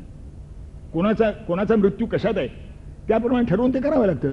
किंवा मोठ्याचा अपमान करणं हा त्याचा मृत्यू आहे तो तेवढा कर्म झालं, झालं यानं युधिष्ठिराला देता येईल तेवढे अपमान केला आणि पुन्हा तलवार उपसली. म्हणजे आता काय म्हणजे युधिष्ठिराला जो ठार मारेल त्याला जिवंत ठेवणार नाही अशी माझी दुसरी प्रतिज्ञा. म्हणजे मग मी आता शिरच्छेद करणार. म्हणजे वा, यांनी पुन्हा हात पकडला. हा काय प्रकरण आहे? म्हणजे कृष्णा काय करावं, आपली शब्द पाळलेच पाहिजेत ना. अरे म्हणले हो शब्द पाळले पाहिजेत, पण संदर्भ लक्षात ठेवायला पाहिजे की नाही. धर्मशास्त्रानं स्वतःची स्तुती स्वतः करणं हा आत्मघात सांगितला आहे. तो आपली स्तुती करणं झालं, त्यानं अगदी पुढाऱ्याच्या दादात स्वतःची स्तुती करून घेतली. आता ते युधिष्ठिर कळवळला, त्याने केलेला अपमान आणि स्वतःची केलेली स्तुती, त्याला आपली स्थिती फारच केविली निघाल्यासारखी वाटली. तो म्हणला आता तुम्हीच राज्य करा, मी आता वनवासात जातो. जरा तो राहा वैराग्याच्या गोष्टी बोलायला. भगवान कृष्णाने पुन्हा त्याची समजूत दिली, वेड्यासारखं काय करतोस म्हणाले. अर्जुन तुझ्याविषयीच्या अनादराने तुझ्यावर धावला नव्हता. तुझ्याविषयी त्याला अप्रिती आहे, अनादर आहे, दुष्टावा आहे, मत्सर आहे, म्हणून तो तुझ्या अंगावर धावून आला नव्हता. ते एक प्रतिज्ञा केली होती, खुळेपणाने केली असेल, पण तिच्या पालनाकरता त्यांनी केलं आणि त्या प्रतिज्ञेच्या पालनाचा परिणाम भोगायला तयार होता. तो मरायला तयार होता. युधिष्ठिरा खरंच सांग, मी हात धरला नसता आणि अर्जुनानं आपली मान कापून घेतली असती, तुला काय वाटलं असतं? तुझा अपमान झाला एवढ्याकरता जो स्वतःचा प्राण द्यायला तयार आहे, त्याच्याविषयी तुझी अशी भावना का असावी?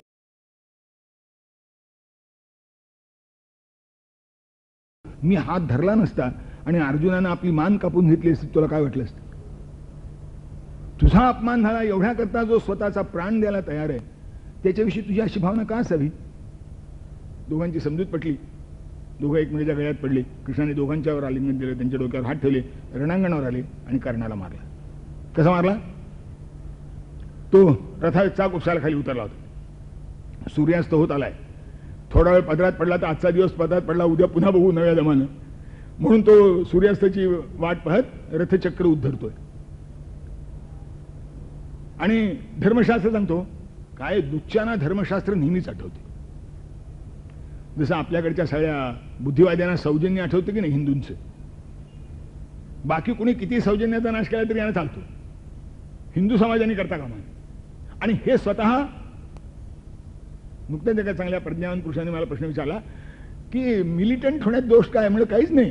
म्हणजे मग का नावं ठेवतात लोक? म्हणलं हे जे नाव ठेवतात ते स्वतः वैयक्तिक स्वार्थापायी किती मिलिटंट होतात कधी पाहिलंय का आपण?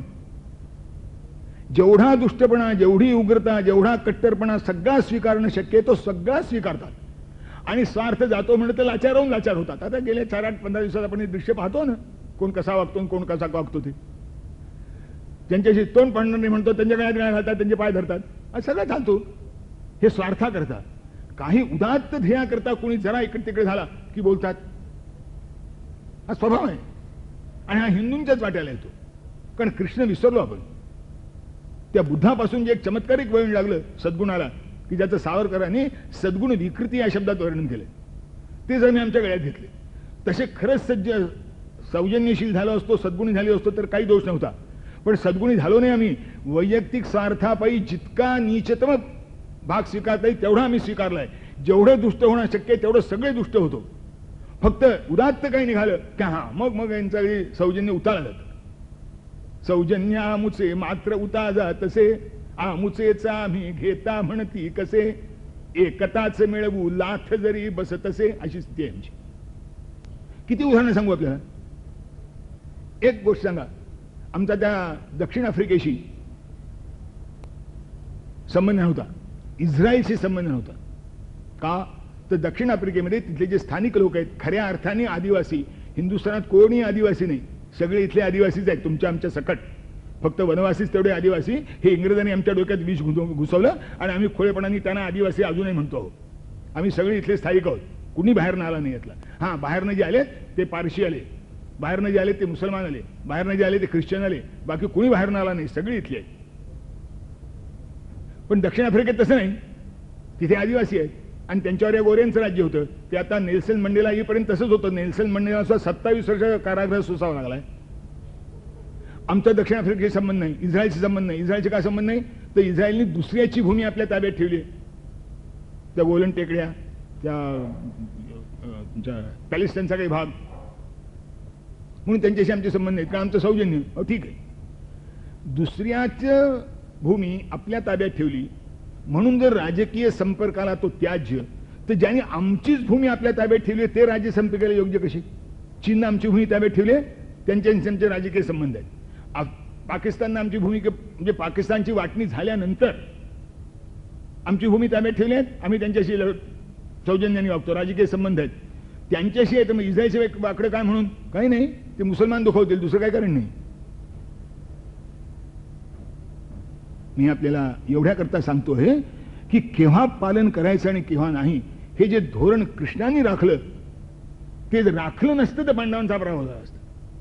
तो कर्ण चाक उचलतोय आणि याला सांगतो धर्मशास्त्र, रथचक्र उद्धरू दे श्रुतिशास्त्रज्ञा महारथा कुलजा साधून हा नित्यारीला बघितोय तो अधृता युद्ध कुलजा. महाभारतातच वर्णन मोरोपंतांनी केलं की मी निशस्त्र आहे, चाक उचलतोय, निशस्त्रावर मार करणं हे तुझ्यासारख्या वीराला शोभत नाही, तेव्हा मला थोडी संधी दे, चाक उचलू दे.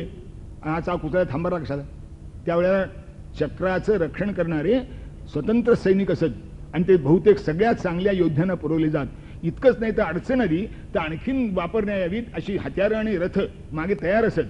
कर्णाला ते होते, कर्णाने ते दुर्योधनाकडून मागून घेतले आहेत, त्याला ते मिळाले आहेत. आता हा उतरून दुसऱ्या रथावर का बसला नाही? नाही तर तू चाक काढ मी लढतो असं का म्हणाला नाही? हा स्वतः उतरला. आता कृष्ण उठून उभे राहिले. तुम्ही का रे, तुला धर्म आत्ता आठवला काय? जेव्हा सभेस नेली पांचाली वारिले न ते कर्म, तेव्हा गेला होता कोठे राधा सुता तुझा धर्म. अभिमन्यू बाळ बहुती मारियला वारिले न ते कर्म, तेव्हा गेला होता कोठे राधा सुता तुझा धर्म. अभिमन्यूला 6 जणांनी मिळून मारला, तुझा धर्म कुठे गेला होता? द्रौपदीला सभेत नेली, तिची नाना तऱ्हेने विटंबना केली, तेव्हा तुझा धर्म कुठे गेला होता? आत्ता तुला धर्म आठवलं काय? म्हणजे नीचाला नेहमी असाच धर्म आठवतो. रक्षित सो धर्म आला, आम्ही धर्माचं रक्षण करतोय म्हणाले. वैयक्तिक अर्थानं धर्माचं मी युधिष्ठिराचं आणि सार्वजनिक अर्थानं धर्माचं म्हणजे सज्जनांचं. कारण भगवानाची प्रतिज्ञा आहे, परित्राणाय साधूनाम विनाशाय च दुष्कृताम. आणि या दोन्ही मिळून धर्मसंस्थापना होत असते.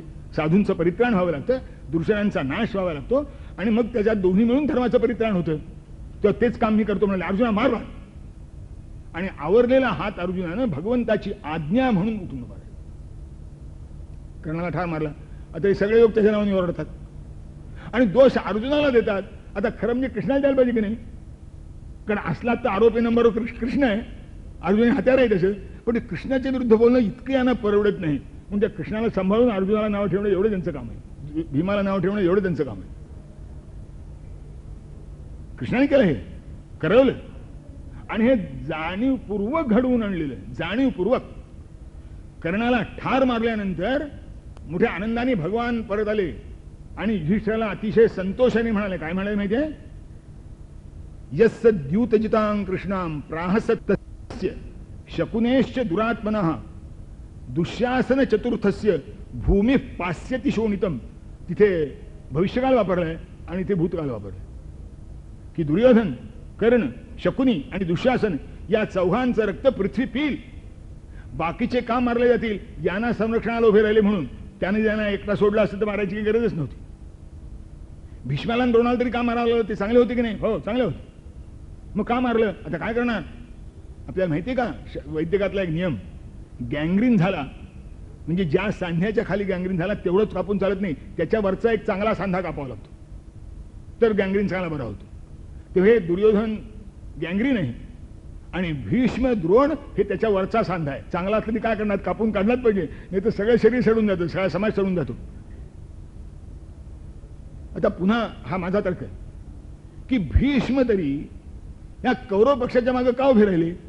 त्यांची प्रतिज्ञा होती हस्तिनापुराचं रक्षण करीन आणि हस्तिनापूर कौरवांच्या वाट्याला गेलं होतं. तेव्हा आगतिकपणे त्यांना कौरवाचं रक्षण करण्याला उभं राहावं लागलं. आणि त्या काळी आयाराम गयाराम जन्माला आला नसल्यामुळे आपण जो पक्ष एकदा धरला त्याच पक्षात राहायचा असा प्रतिज्ञा असल्यामुळे खुर्ची मिळते का नाही हा विचारच नव्हता, परिणाम काय होतो हा विचार नव्हता. आणि म्हणून विचित्र परिस्थिती असताना सुद्धा कधीही दुर्योधनाचा पाठपुरावा केला नाही. जेव्हा जेव्हा प्रसंग आला तेव्हा दुर्योधनाची हवेलनाच केली, त्याला नावच ठेवली, त्याला शियाच घातल्यात, तू वागतोयस हे अतिशय चुकीचं आहे असंच त्याला सांगितलं आहे. पण पक्ष सोडला नाही, प्रतिज्ञा पाहिली. माझा याच्यावर आणखीन एक तर्क आहे, माझा तर्क आहे की भगवान गीतेमध्ये कालोस्मी लोकक्षयकृत प्रवृद्धा लोकान समाहर्तुमिह प्रवृत्ता, मी लोकांना नाहीसं करणारा काल आहे म्हणत.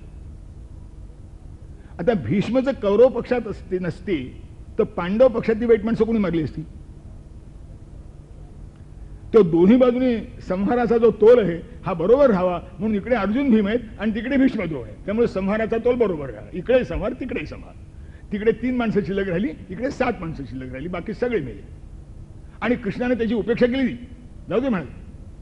लक्षात घेण्याची ही गोष्ट आहे की युद्ध संपल्यानंतर धृतराष्ट्राला भेटायला गेलाय भगवान आणि त्यांच्याशी बातचीत केली. त्यांचा थोडा संतोष केला धृतराष्ट्राचा आणि गांधारीचा आणि म्हणले तो अश्वत्थामा आहे, तो काहीतरी भानगड करील, मला पांडवांच्या रक्षणाकरता गेलं पाहिजे म्हणून हस्तिनापुरावरून घाईघाईने परत फिरले. अश्वत्थामाच्या म्हणजे अश्वत्थामा काहीतरी काळबेरं करील म्हणून. पांडवांना वाचवलं, कुठेतरी भलती ठिकाणी घेऊन गेले आणि अश्वत्थामा रात्रीच्या वेळी शिबिरात शिरून त्यांनी सगळ्या निद्रित सैनिकांची हत्या केली. आता धृष्टद्युम्न जर सेनापती आहे तर कृष्णाने त्याला वाचवायला पाहिजे का? तर सांग, अरे सावधान रे बाबा, तो अश्वत्थामा येईल रात्री. केलं नाही, मरू दिले सगळे. कारण भगवान हा निर्मम भावनेने शासन करतो. वाईट आहे तो मेलाच पाहिजे आणि चांगला आहे तो जगलाच पाहिजे. वाईटांची संख्या किती, ते जास्त मरतात म्हणून चांगले थोडे असले ते मेले तरी चालतील ही भावना नाही. संख्या किती असो.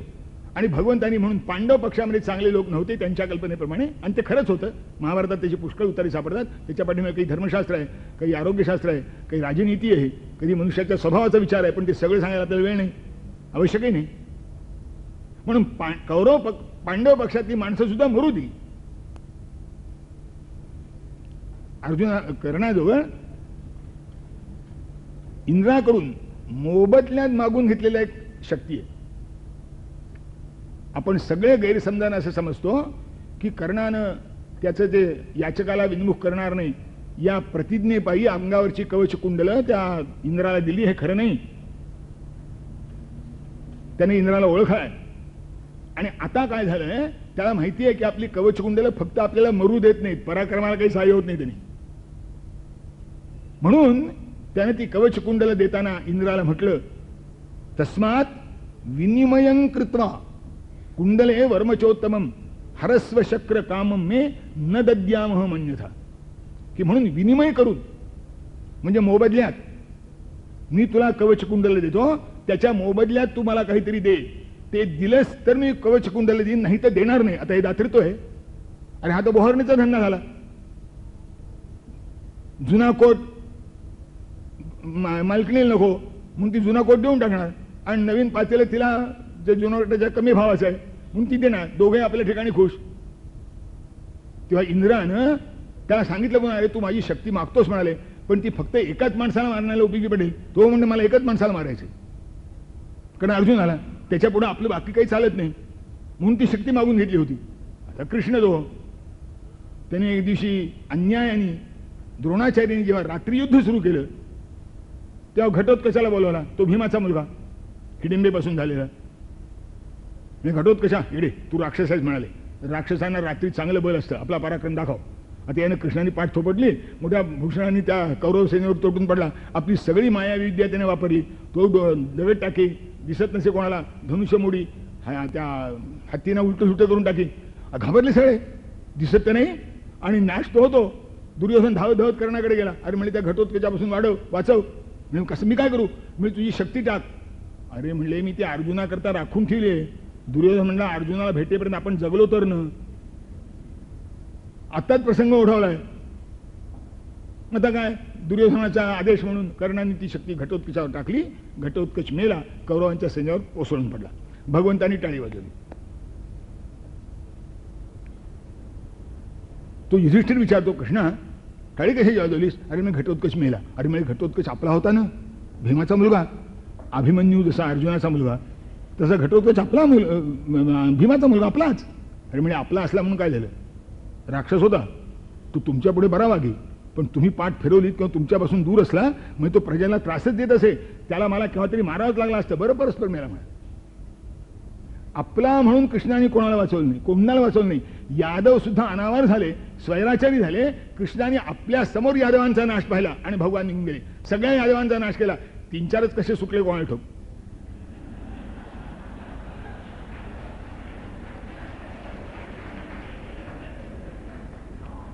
यादव आपले आहेत, आपण त्या कुळात जन्माला आलो. कृष्ण हा खरोखरच निर्ममतेचा आदर्श आहे. त्याला फक्त एकच गोष्ट कळते, समाजाचं रक्षण, धर्माची प्रतिष्ठापना, दुर्जनांचा नाश, सज्जनांचा उत्कर्ष. बाकी त्याला काही माहिती. आणि त्याकरता त्यानं आपलं सगळं रणकौशल्य पणाला लावलं. भगवान तहाला निघाले तह करायला. त्याच्या आधी संजय पाठवला होता धृतराष्ट्रानं संजय पाठवला होता. हा धृतराष्ट्र म्हणजे आपल्या सगळ्या बुद्धिवाद्यांचा मूळ पुरुष. त्यानं संजयावरून निरोप पाठवला पांडवांना. काय, माझा मुलगा दुष्ट आहे, माझा मुलगा उन्मत्त आहे, त्याला काही कळत नाही, तो माझा ऐकत नाही, पण तुम्ही तरी सज्जन न, तुम्ही तरी त्यागी न, तुम्हाला तरी राज्याला बसायचं काही कारण नाही ना, तेव्हा तुम्हीच माघार घ्या आणि युद्ध टाळा. कारण युद्धामध्ये कुलक्षय होतो, मानवजातीचा संहार होतो, रक्तपात होतो, हे सज्जनाला न शोभणार आहे. ते गेले पांडवांना सांगायला. ते आमचे युधिष्ठिर महाराज ते भाळे की कृष्ण तिथे होते. ते म्हणजे संजय थांब, आम्हाला काय म्हणायचंय ते मी येऊन सांगणार आहे म्हणे. द्रौपदी त्या वस्त्रहरणाच्या प्रसंगी गोविंदान हाव असं हंबरली होती, ते ऋण माझ्या डोक्यावर आहे म्हणाल. ऋणमेतत् प्रवृद्धम मे हृदया नापकर्षती यद गोविंदेति चुक्रोश कृष्णामाम दूरवासी. त्या संशोधित आवृत्तीमध्ये महाभारताच्या द्रौपदीचा जो धावा आहे तो काढून टाकला, तो मूळचा नाही असं त्या सगळ्या संशोधकांचं म्हणणं आहे. मी माझ्या एका ठिकाणी जिनं धावा केला ती म्हणते मी धावा केला, ज्याचा धावा केला तो म्हणतो द्रौपदीने धावा केला, आणि हे म्हणतात धावा केला नाही. द्रौपदी म्हणते निरामर्शेषु अचेष्टेषु प्रेक्षमाणेषु पांडुषु त्राहिमामिति गोविंद मनसा कांक्षितोसी मे. मी असं म्हटल्यानंतर मी म्हटलो मनापासून. हे विद्वान म्हणतात मनापासून नाही, मनातल्या मनात. द्रौपदीने मनातल्या मनात धावा केला. आता मनातल्या मनात धावा केला तर महाभारतात चालेल. आणि म्हणून धावा केला एवढं तरी म्हणा ना, ते म्हटलं नाही. म्हणजे ठीक आहे, द्रौपदीचा मनसाचा अर्थ मनापासून करायच्या ऐवजी तुम्ही मनातल्या मनात करता, तसाही अर्थ होऊ शकतो. पण पुढे कृष्ण ऋणमेतत् प्रवृद्धम मे हृदयान नापकर्षती यद गोविंदेति चुक्रोश कृष्णामाम दूरवासिनम. द्रौपदी हंबरली, चुक्रोश. तिचं काय म्हणजे कृष्ण दारू प्यायला होता, ते दारुड्याची साक्षी काही कामाची नाही. आणि त्याला मनुस्मृती आधारलेली की मधुरजीने सांगितले दारू प्यायल्याची साक्षी काम नाही. हे लिहिताना या साहित्यिकाचा हात कसा थरकापला नाही, त्याला अंधेरी कशी आली नाही, मला आश्चर्य वाटते. अरे हे सगळं संभाषण कृष्णाचं संजयाशी झालेलं आहे. आणि संजय कृष्णाचं भाषण काय योग्यतेचं होतं ते सांगताना म्हणतो की ती लादिनी, मृद्वक्षर समन्विता, तेजस्विनी. आता तेजस्विनी, लादिनी, वर्णाक्षर समन्विता असं सुसंगत असं सगळं बोलणं दारुडेच असतं का? पण हे साहित्यिक. तेव्हा कृष्ण म्हणतो संजया थांब, तू त्या म्हाताऱ्याला जाऊन सांग की मी स्वतः संधी करायला येणार आहे, तुझं हे सगळं तू दूत आहेस, दूत अवध्य आहेस, म्हणून मी तुला क्षमा करतो म्हणे, जा परत. आणि भगवान निघाले. आता युधिष्ठिर राजा त्याला विचारलं पाहिजे काय रे, ते युधिष्ठिर नेहमीच सौजन्य. आणि ते सुद्धा बुद्धिवादीने त्याला तू सौजन्यानं तुझं सौजन्य धृतराष्ट्राचा नुकताच निरोप आलेला, तुम्ही चांगले ना, मग तुम्ही तरी चांगले वागा, ते कसे का वागेनात. हं, हिंदू समाजाचा घात गेल्या कित्येक दशकामध्ये या शब्दांनी केलेला आहे की तुम्ही चांगले ना, आपला धर्म चांगला ना, आपली संस्कृती उदार. अरे हो, पण उदार म्हणजे काय, कोणाशी उदारपणा. तुकाराम महाराजांचा साधू पुरुष म्हणतो उदार तरी देऊ नेसली लंगोटी, पण त्याच वेळा दुसऱ्या चरणात म्हणतो नाठाळाचे माथी काठी आणू. हे तुकाराम महाराजांचं वाक्य. ते धटासी लावा धट, उद्धटासी उद्धट, खटनटासी खटनट हे समर्थांचं वाक्य आहे. आपल्याला समर्थ हे वेगळ्या कॅटेगरीतले संत आहेत, तुकाराम महाराज त्यातले नाहीत. अरे तुकाराम महाराज म्हणतात विंचू देव्हाऱ्याशी आला, देवपूजा नावडे त्याला, तेथे पैजाराचे काम व्हावे अधमासी अधम. महाभारताने सांगितलंय. भीष्म युधिष्ठिराला सांगताना म्हणतात यस्मिन यथा वर्तते यो मनुष्यः तस्मिन् तथा वर्तितव्यम सधर्मः मायाचारो मायया बाधितव्यः साध्वाचारो साधुना प्रत्युपेयः. की कपट्याशी कपटाने वागलं पाहिजे, सज्जनाशी सज्जनपणाने वागलं पाहिजे. दुर्जनाशी सज्जनपणाने आणि सज्जनाशी कपटाने वागता कामा नये. आपल्या पिढ्यानपिढ्या हेच करण्यात दिले. आणि म्हणून मी नेहमी म्हणतो की कृष्णाला अर्जुन, चाणक्य यांच्यानंतर जो कोणी शिष्य भेटला असेल तो शिवाजी महाराजच भेटले. त्याने हे बरोबर लक्षात ठेवले. मी आपल्याला सांगत होतो कृष्ण तहाला चाललाय, सगळ्यांची विचारतो. आता सगळे ते काय आहेत, भीमाला विचारतो काय सांगू, संधीच कर म्हणे. हा भीमा, तू संधी कर म्हणतोस? अरे आतापर्यंत ज्वालामुखी ओकावा तसा आग ओकीत होतास आणि आता शांत कसा झालास? काय तुला पक्षाघात झाला, का हृदरोग झाला, म्हणजे पॅरालिसिस झालं, का हार्ट अटॅक आला, झालं काय? तू शांत कसा? भीम शांत आहे, सज्जन आहे. तू म्हणता कृष्णा सर्वांती तिक्षे संकलेशान मास्मनो भरतानशन. आम्ही सगळी वेदना सगळी दुःख सहन करू, पण भरत कुलाचा विध्वंस होणं नको. भीम तापट आहे, अतिशय शूर आहे, पण सज्जन आहे, खरोखरीच सज्जन आहे, हाडाचा सज्जन आहे. त्या द्यूताच्या वेळेलाच भीम संतापलाय, युधिष्ठिराचे हात जाळायला निघाले. संजय अग्निघुने म्हणाले, अर्जुनाने त्याला आवरलाय आणि हा त्यांचा सगळा थैथयाट पाहून तो दुर्योधन, तो महालुच्चा कपटी, तो उठून उभा राहिला. म्हणजे बघा मी धर्मानं वागतोय, हा धर्मानं वागतोय. हे सैतानाच्या हातात बायबल म्हणतात ना. आता बायबल किती चांगलं मला माहित नाही, सैतान किती वाईट होता ते माहित नाही, पण ती म्हण मला माहिती आहे. त्या हा सैतान मी धर्मानं वागतोय म्हणतो, की ज्यानं पावलोपावली धर्म तोडवला आहे तो मी धर्माने म्हणजे काय, ते जे कायद्याच्या अटी आहेत ना त्याप्रमाणे वागतो. की तुम्हाला युधिष्ठिरानं पणाला लावलं आहे, युधिष्ठिर हरला आहे म्हणून तुम्ही जिंकले गेला आहात, तुम्ही दूत झाला, माझे दास झालात.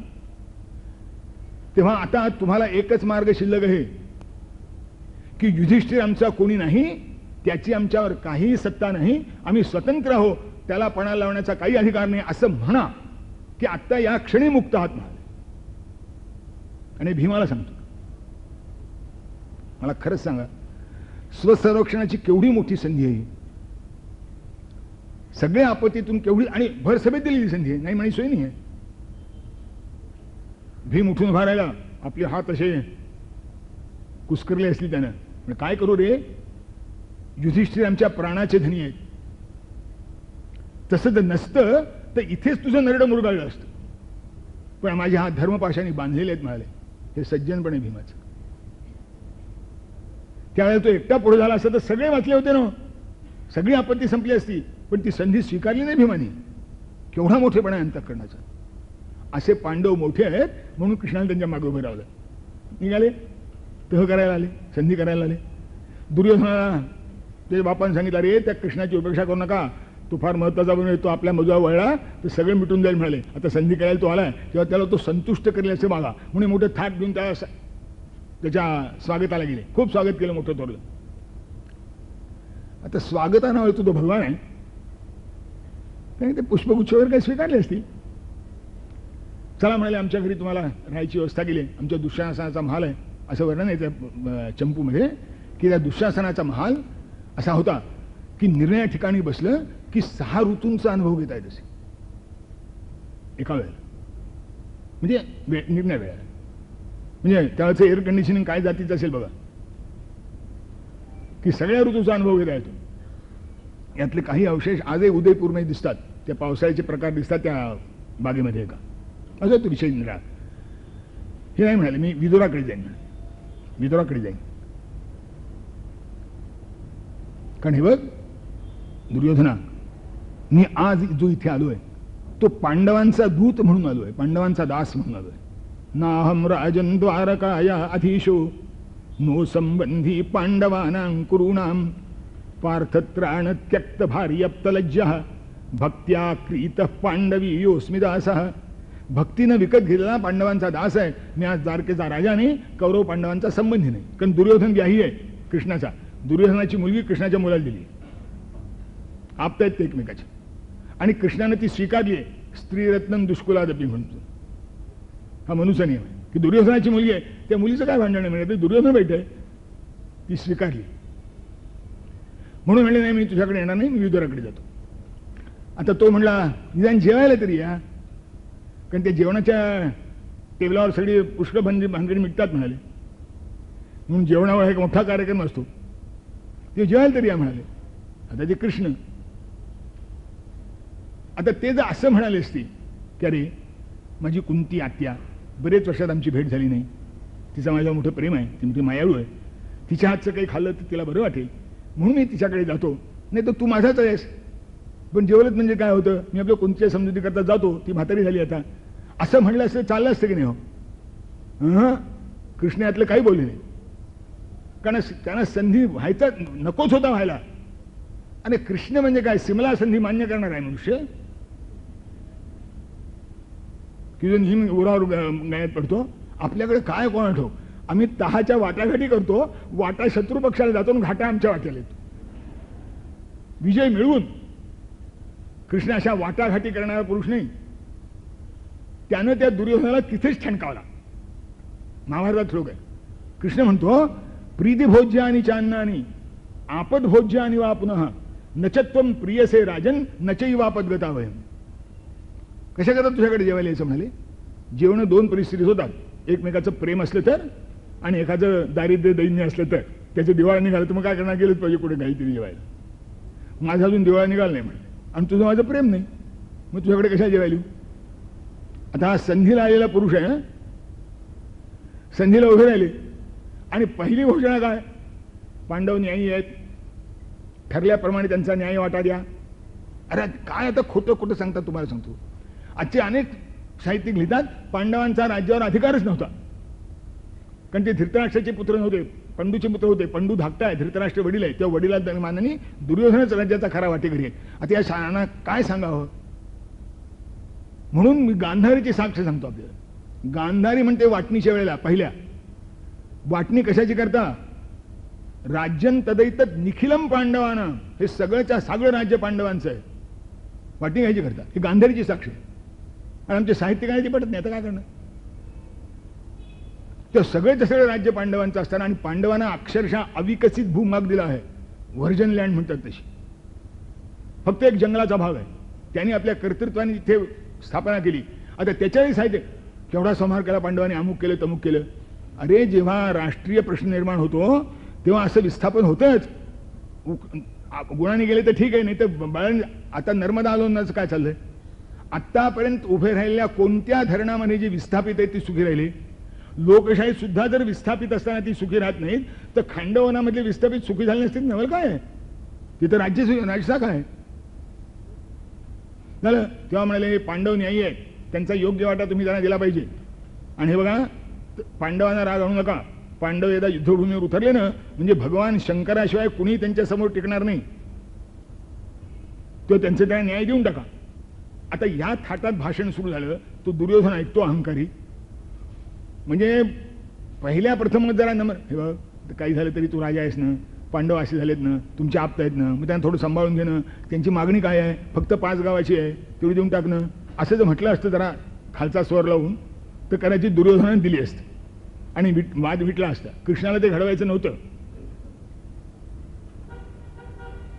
त्याला दुर्जनाचा संहार अपेक्षित होता. पुन्हा एका संहार अपेक्षित नव्हता, दुर्जनांचा संहार अपेक्षित होता. आता दुर्जनांची संख्या जास्त असेल तर काय करावं. आणि तिथे सुद्धा महाभारतीय युद्धामध्ये घरोघर शिरून जाळपोळ केली नाही पांडवांनी. दुर्योधनानं अतिशय वाईट वागवलंय पांडवांना. पण जेव्हा युद्ध संपलं तेव्हा दुर्योधन पक्षातला जो युत्सू आहे त्याच्याबरोबर सगळ्याच जणांखाना दुर्योधनाचा पांडवांनी सन्मानाने परत पाठवलाय. आमच्या बायकोवर अत्याचार केले तर तुमच्यावरही करतो असं कुणीही पांडव म्हणाले नाही. पण न्याय कुठे मागायचा आणि कुठे मागायचं नाही हे तर ठरवलं पाहिजे की नाही. तेव्हा दुर्योधनाला चिडवला आणि तो चिडल्यानंतर म्हणाला की राज्य काय, 5 गावं काय, सुईच्या टोकावर बसेल तेवढी माती सुद्धा देणार नाही. कृष्ण म्हणाले जितम मया, हेच पाहिजे होतं मला. भगवान परत आले, ते डंक्यावर रणांग टिपरू टाकीतच परत आले. युद्ध घडवून आणलं भगवंताने, कृष्णाने घडवून आणलं. हा असा जो कृष्ण आहे ना तो आपण विसरलो. गोकुळात कृष्ण चांगलाच आहे, भक्तांचा कृष्ण आहे. विद्वानांचा कृष्ण चांगलाच आहे, तत्ववेत्ता कृष्ण काय तत्वज्ञान आहे. गीतेतलं तत्वज्ञान इतकं श्रेष्ठ तत्वज्ञान आहे. सगळ्या आपल्या परंपरागत तत्वज्ञानाचं, ज्याला काय ते लोणी म्हणतात ना, तर सगळ्या परंपरागत तत्वज्ञानाचं गीता म्हणजे लोणी आहे. सगळं त्यात आहे, जे माणसाला पाहिजे ते सगळं त्यात आहे. हल्ली ते व्यवस्थापनाचं पुष्कळ महात्म्य आहे, मॅनेजमेंट.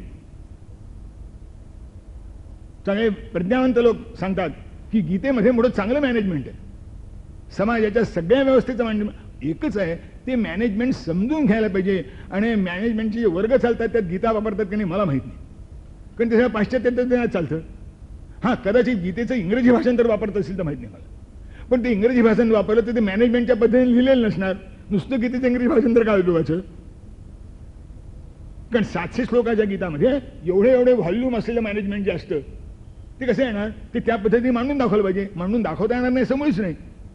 पण नुसत्या एका कारखान्याचं नाही, एका राज्याचं नाही, एका गटाचं नाही, तर सबंध मानवी जीवनाचं मॅनेजमेंट कसं असावं सगळ्या ठिकाणी यशस्वी होण्याकरता याचा उत्कृष्ट पाठ गीतेने दिला आहे.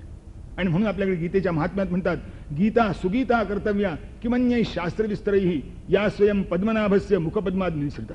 अरे बाकीचे शास्त्र कशाला शिकता, एक गीता शिकला तरी पुष्कळ मिळेल. आणि म्हणून ज्ञानोबा म्हणतात, गीता वाङ्मयी मूर्ती श्रीहरीची. भगवान जसा पूर्ण पुरुष आहे, ती त्या पूर्ण पुरुषाची गीता ही वाङ्मयीन मूर्ती आहे, तिची पूजा केली पाहिजे.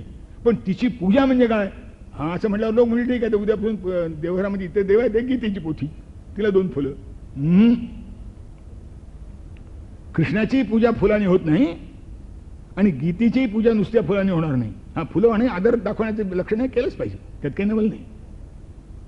पण पूजा कशाला म्हणतात, गीतेमध्ये एक श्लोक आहे, अगदी शेवटच्या अध्यायात 18व्या अध्यायात, यत प्रवृत्तिर्भूतानां येन सर्वमिदं ततं स्वकर्मणा तमभ्यर्च सिद्धिं विंदती मानवा. की ज्याच्यापासून सगळ्या सृष्टीची निर्मिती झाली, जो या सगळ्या सृष्टीला भरून राहिला आहे, त्याची पूजा पत्रम पुष्पम फलम तोयमनी होत नाही, अभिषेकाने होत नाही, पूजेच्या मंत्राने होत नाही, षोडशोपचाराने होत नाही. आणि ती षोडशोपचाराची पूजा तरी कोण प्रामाणिक करतो, वस्त्रोपवस्त्रार्थी अक्षदां समर्पयामी. आमचे दादा थट्टा करीत असत, ते म्हणजे वस्त्रोपवस्त्रार्थी कापड बाजार समर्पयामी, नैवेद्यार्थी हलवयाचं दुकान समर्पयामी, पुष्पार्थी माळ्याचं दुकान समर्पयामी. याच्यापासून काय केलं, काही देणं नसते, गणन नसते, नुसतं तोंडाने वचन केलं. अशी पूजा होत नाही.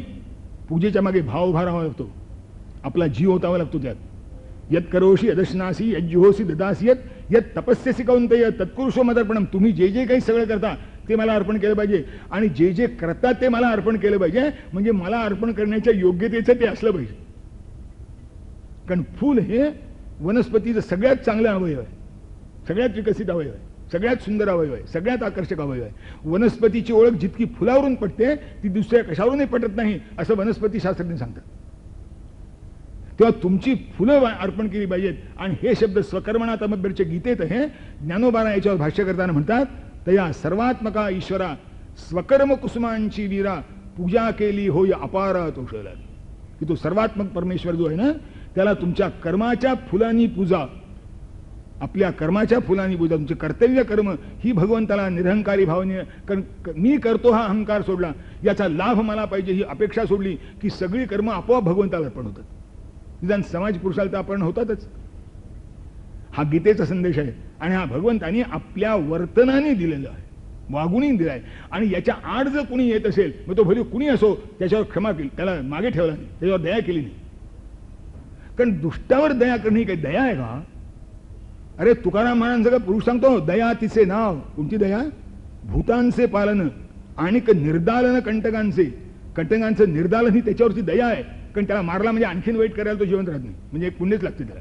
हे 100 पाप करणार असाल आणि 10 पापानंतर मारला तर 90 पातकाचं पाप त्याला मिळालं नाही, हे पुण्यच झालं की नाही, त्याचं 10वर भागलं त्याचं. आणि हे अरविंदांनी मान्य केलंय, बाबू अरविंद घोषाने, महामानव म्हणजे आज सगळ्यांना माहिती आहे. त्यांनी म्हटलंय की ईश्वर जेव्हा संहार करतो तेव्हा अपार करुणेनं त्याचं हृदय भरलेलं असतं. अरविंदांचं वाक्य. पुष्कळ वेळा दुर्जनांचा संहार सूक्ष्मात करून चालत नाही, स्थूलातच करावा लागतो.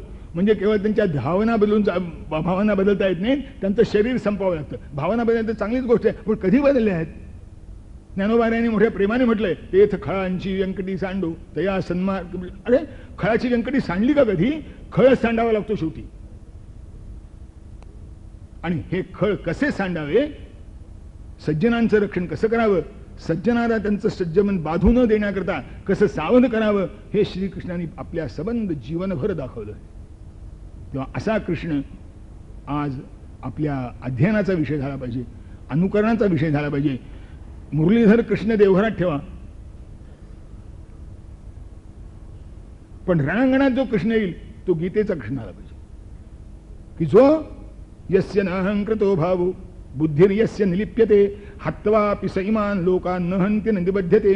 की ज्यांच्या अंतःकरणात अहंकार नाही, ज्याच्या अंतःकरणात आसक्ती नाही, त्यानं प्रसंगी सगळ्या जगाचा संहार केला तरी त्याची हत्या केली असं होत नाही, तो त्या पापाने बांधला जात नाही. तेव्हा आणि काय पण पहा, आपल्याकडे सगळ्या देवदेवता आहेत, पण एकही देवता निशस्त्र नाही. सगळी देवता शस्त्रसंपन्न आहेत. आता दत्त तर त्याच्या इतिहासात कोणी कोणाला मारल्याचा उल्लेख नाही, पण त्याच्या हातात त्रिशूळ आहेच. आता बाकीचे तर सर्व प्रहरणायुध आहेत. विष्णू सहस्त्रनामामध्ये सर्व शस्त्रभृतां वरहा आणि शेवट सर्व प्रहरणायुध. फक्त एकच आहे, अक्षोभ्य असला पाहिजे. की आम्ही हे करणार नाही, आम्ही ते करणार नाही, मी ॲटम बॉम्ब करणार नाही. हां ॲटम बॉम्ब केला पाहिजे, उडवायचं की नाही ठरवलं पाहिजे. आम्ही आधी उडवणार नाही, हे सुद्धा वेडेपणाचं लक्षण आहे.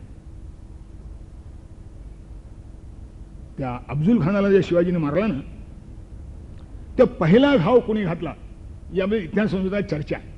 आणि त्यातले जे सौजन्याचे पुरस्कर्ते नाही म्हणजे पहिला घाव अफजुल खानाने घातला असला पाहिजे आणि मग प्रतिकाराकरता शिवाजीने घाव घातला असला पाहिजे. शिवाजी काय बावळा आहे? त्याची वाढ काय कोणी आश्रमात झाली होती? तो महाभारत आणि रामायण ऐकून मोठा झालेला आहे. तेव्हा संधी आली तर अफजुल खान कशाला आलाय? तो काय फक्त आपली टेबलावरती जेवण करून परत जाणार आहे? तो नाश करायला आलाय माहिती आहे. म्हणून पहिला घाव शिवाजीनेच केला असला पाहिजे. आणि मग मरता मरता धांडगा आहे तो, पार तेवढाच पहिल्याच घावात काही मेला नसेल, त्यांनी दुसरा घाव घातला असेल, पण पहिला घाव शिवाजीने घातला. ते आम्ही वापरणार नाही. समोर जर अफजुल खान असेल तर आम्ही पहिल्या प्रथम वापरू असंच म्हटलं पाहिजे. नाही तर त्यांनी वापरावा आणि मग वापरण्याकरता आपण जिवंत राहतो दुसरा घालावा, हा काय बावळटपणा आहे? म्हणून दया तिचे नाव भूतांचे पालन आणि निर्दालन कंटकांचे. कंटक हे सिद्ध झालं ना, आणि कंटक हे किती वेळा सिद्ध व्हावं लागतं? मराठीमध्ये चमत्कारिक म्हण आहे, शहाण्याचं एक ठिकाणी आणि मूर्खाचं 3 ठिकाणी. थोडं स्पष्ट करून सांगतो. शहाण्याचं एक ठिकाणी म्हणजे असं रस्त्याने जाताना पाय पडला कशावर तरी, शहाण्या मनुष्याला कळतं कशावर पडला आहे तो नळावर जातो, पाण्यावर जातो, पाय आपला धुवून घेतो, मोकळा होतो. मूर्ख त्याचं 3 ठिकाणी. म्हणजे काय? कशावर पडलाय बरं? तो बोटाने येदा बरं, हां हे 3 ठिकाणी. आता नाकाला हुंगल्यानंतर तुला घाण कळली, हा काय मूर्खपणा नाही. रस्त्यावर पडले घाण पायालाच कळते, त्याला वाजवून बघावं लागतं आणि बोटाने उचलून. हे काय खरं नाही. स्पर्श झाल्याबरोबर स्पर्श होणार आहे असं वाटल्याबरोबर नाहीच केलं पाहिजे. आणि ही कृष्णनीती आहे, ही आपण विसरलो. मगाशी मी आपल्याला सांगितल्याप्रमाणे यस्मिन यथा वर्तते यो मनुष्य तस्मिन तथा वर्तितव्यम सधर्मः मायाचारो मायया बाधितव्यः साध्वाचारो साधुना प्रत्युपेय. मला खरंच सांगा, आपण रस्त्याने जाताना ट्रक रॉंग साईडने आला तर आपण रॉंग साईड धरल्यापासून जगण्याचा मार्ग काय? रॉंग साईडला गेलंच पाहिजे. तो चुकला म्हणून काय झालं, आपण तर सन्मार्गावर राहिलं पाहिजे. मरा चिरडू, आणि ते चिरडून मरा, हे काय भूषण आहे? तेव्हा श्रीकृष्ण सर्वांग, कारण ते असं आहे, ते व्यक्तिमत्व आहे ना, ते मल्टी डायमेन्शनल आहे, बहुआयामी आहे. आणि रत्न जेवढं मोठं ना तितकी त्याला पैलूची संख्या जास्त असते.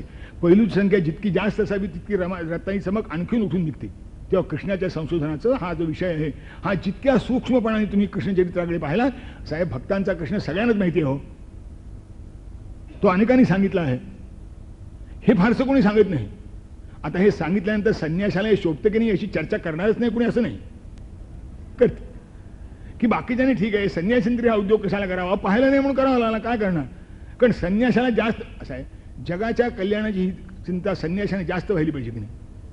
जर त्याला दिसतं हे की हे तुमचं वागणं बरोबर नाही, तुम्ही हे विसरलात, हे लक्षात ठेवलं पाहिजे, तर संन्यासानेच सांगितलं पाहिजे, दुसरा कोण कशाला सांगतो. कारण संन्यासाला कुठलाही लोभ नाही, मलाही नाही कोणता लोभ. मी अगदी फार आधी वशिष्ठवामध्ये म्हणत नाही, शंकराचार्य म्हणत नाही स्वतःला, पण आता मला काही लोभ नाही, मला खुर्चीचा लोभ नाही, किंवा याला बरं वाटेल की नाही, त्याला बरं वाटेल की नाही, माझं गठ्ठ्यामध्ये फुटेल की काय, माझं होट बँक गमावेल की काय, याची मला काही भीती नाही, कारण मला निवडणुकीला उभं राहायचं नाही.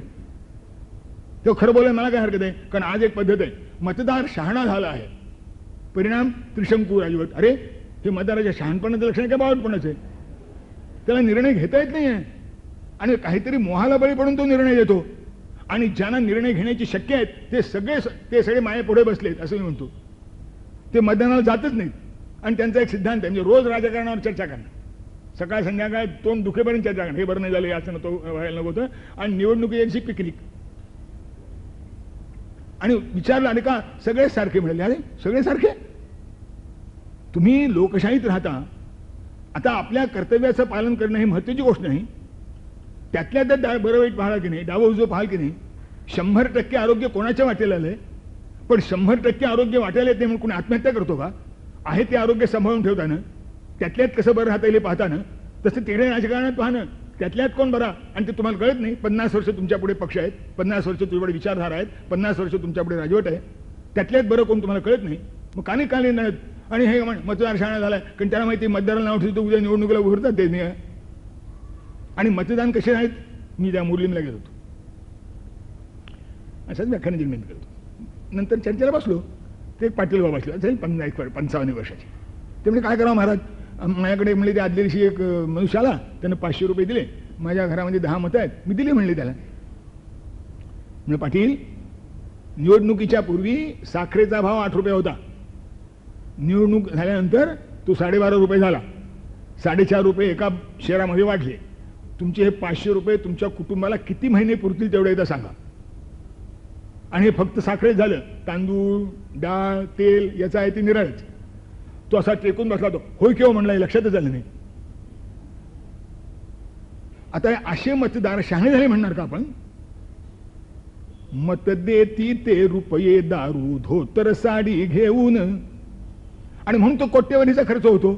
नाही तो कोटी कोटी रुपये लागतात कशाला. निवडणूक ही थट्टा झाली पाहिलेत का नीटपणे, निवडून येणे अशक्य लाखा 10-20 खर्चिल्या विणे. आता हे 10 वर्षापूर्वीच आहे, आता बदलावलं पाहिजे. निवडून येणे अशक्य कोटी 2 कोटी खर्चिल्या विणे, इतुके पैसे सरळपणाने सज्जनास मिळती काय, तो मिळवी ज्याचे घाणीने बरबटले हातानी पाय. आता अशी माणसं निवडणुकीला उभी राहतात, कारण निवडून येणं एवढंच त्यांचं क्वालिफिकेशन, त्यांची लायकीचा प्रश्नच नाही. आणि सगळ्या पक्षांना तो विचार करावा लागतो. हा प्रचार सगळ्या पक्षांना करावा लागतो. हे मतदार शहाणे झाल्याचं लक्षण आहे का. आपल्याकडे तर आहेत, पण त्या प्लेटोनं म्हणाले की राज्यकर्ता हा तत्वज्ञानी पाहिजे. आता लोक जर राज्यकर्ते असतील, कारण लोकसत्ता मानतो आपण, तर आपण सगळे तत्वज्ञानी झालं पाहिजे की नाही. त्याच्याकरता अभ्यास केला पाहिजे की नाही, विचार केला पाहिजे की नाही, विवेक जागेला ठेवला पाहिजे की नाही. आणि हे कोण जागे ठेवणार, तो भगवान श्रीकृष्ण आणि त्याने सांगितलेली गीता. आणि गीता फक्त अर्जुनापुरता नाही, गीतेतच भगवान म्हणतात, ये मे मतमिदं नित्य मनुतिष्ठन्ति मानवा श्रद्धावंतो न सूयंतो मुच्यन्ते तेपि कर्मभि ये ते तदभ्यसूयंतो नानुतिष्ठन्ति मे मतम सर्वज्ञान विबूढांस्तान विद्धी नष्टान चेतसा. माझं हे मत जी माणसं अंमलतात त्यांचं कल्याण होतं, आणि मत्सराने जे मला विरोध करतात त्यांचा नाश होतो. म्हणजे गीता अर्जुनापुरती नाही, सगळ्या मानवांच्या पुरती आहे. आणि तिथे कोणाचाही उल्लेख अनुतिष्ठन्ति मानवा असं म्हटलंय. आता मानवतावाद्याने तरी गीतेचा अभ्यास केला पाहिजे की नाही. पण हे मानवतावादी असे चमत्कारिक आहेत. आतंकवाद्यांच्या विरुद्ध थोडं उग्रपणा झाला की यांचा मानवतावाद कळवून येतो. आणि बाकीच्या माणसांना किती जरी आपत्ती झाली तरी कोणी मानवतावादी कधी रडलेला मी ऐकला नाही, मी पाहिला नाही. आणि याचं कारण एकच, ती गीता आपण विसरलो, कृष्ण आपण विसरलो. मला जसा सांगता आला तसा कृष्णापुढे म्हणला आहे. आपण फारच शांतपणाने ऐकून घेतलात, याबद्दल आपल्याला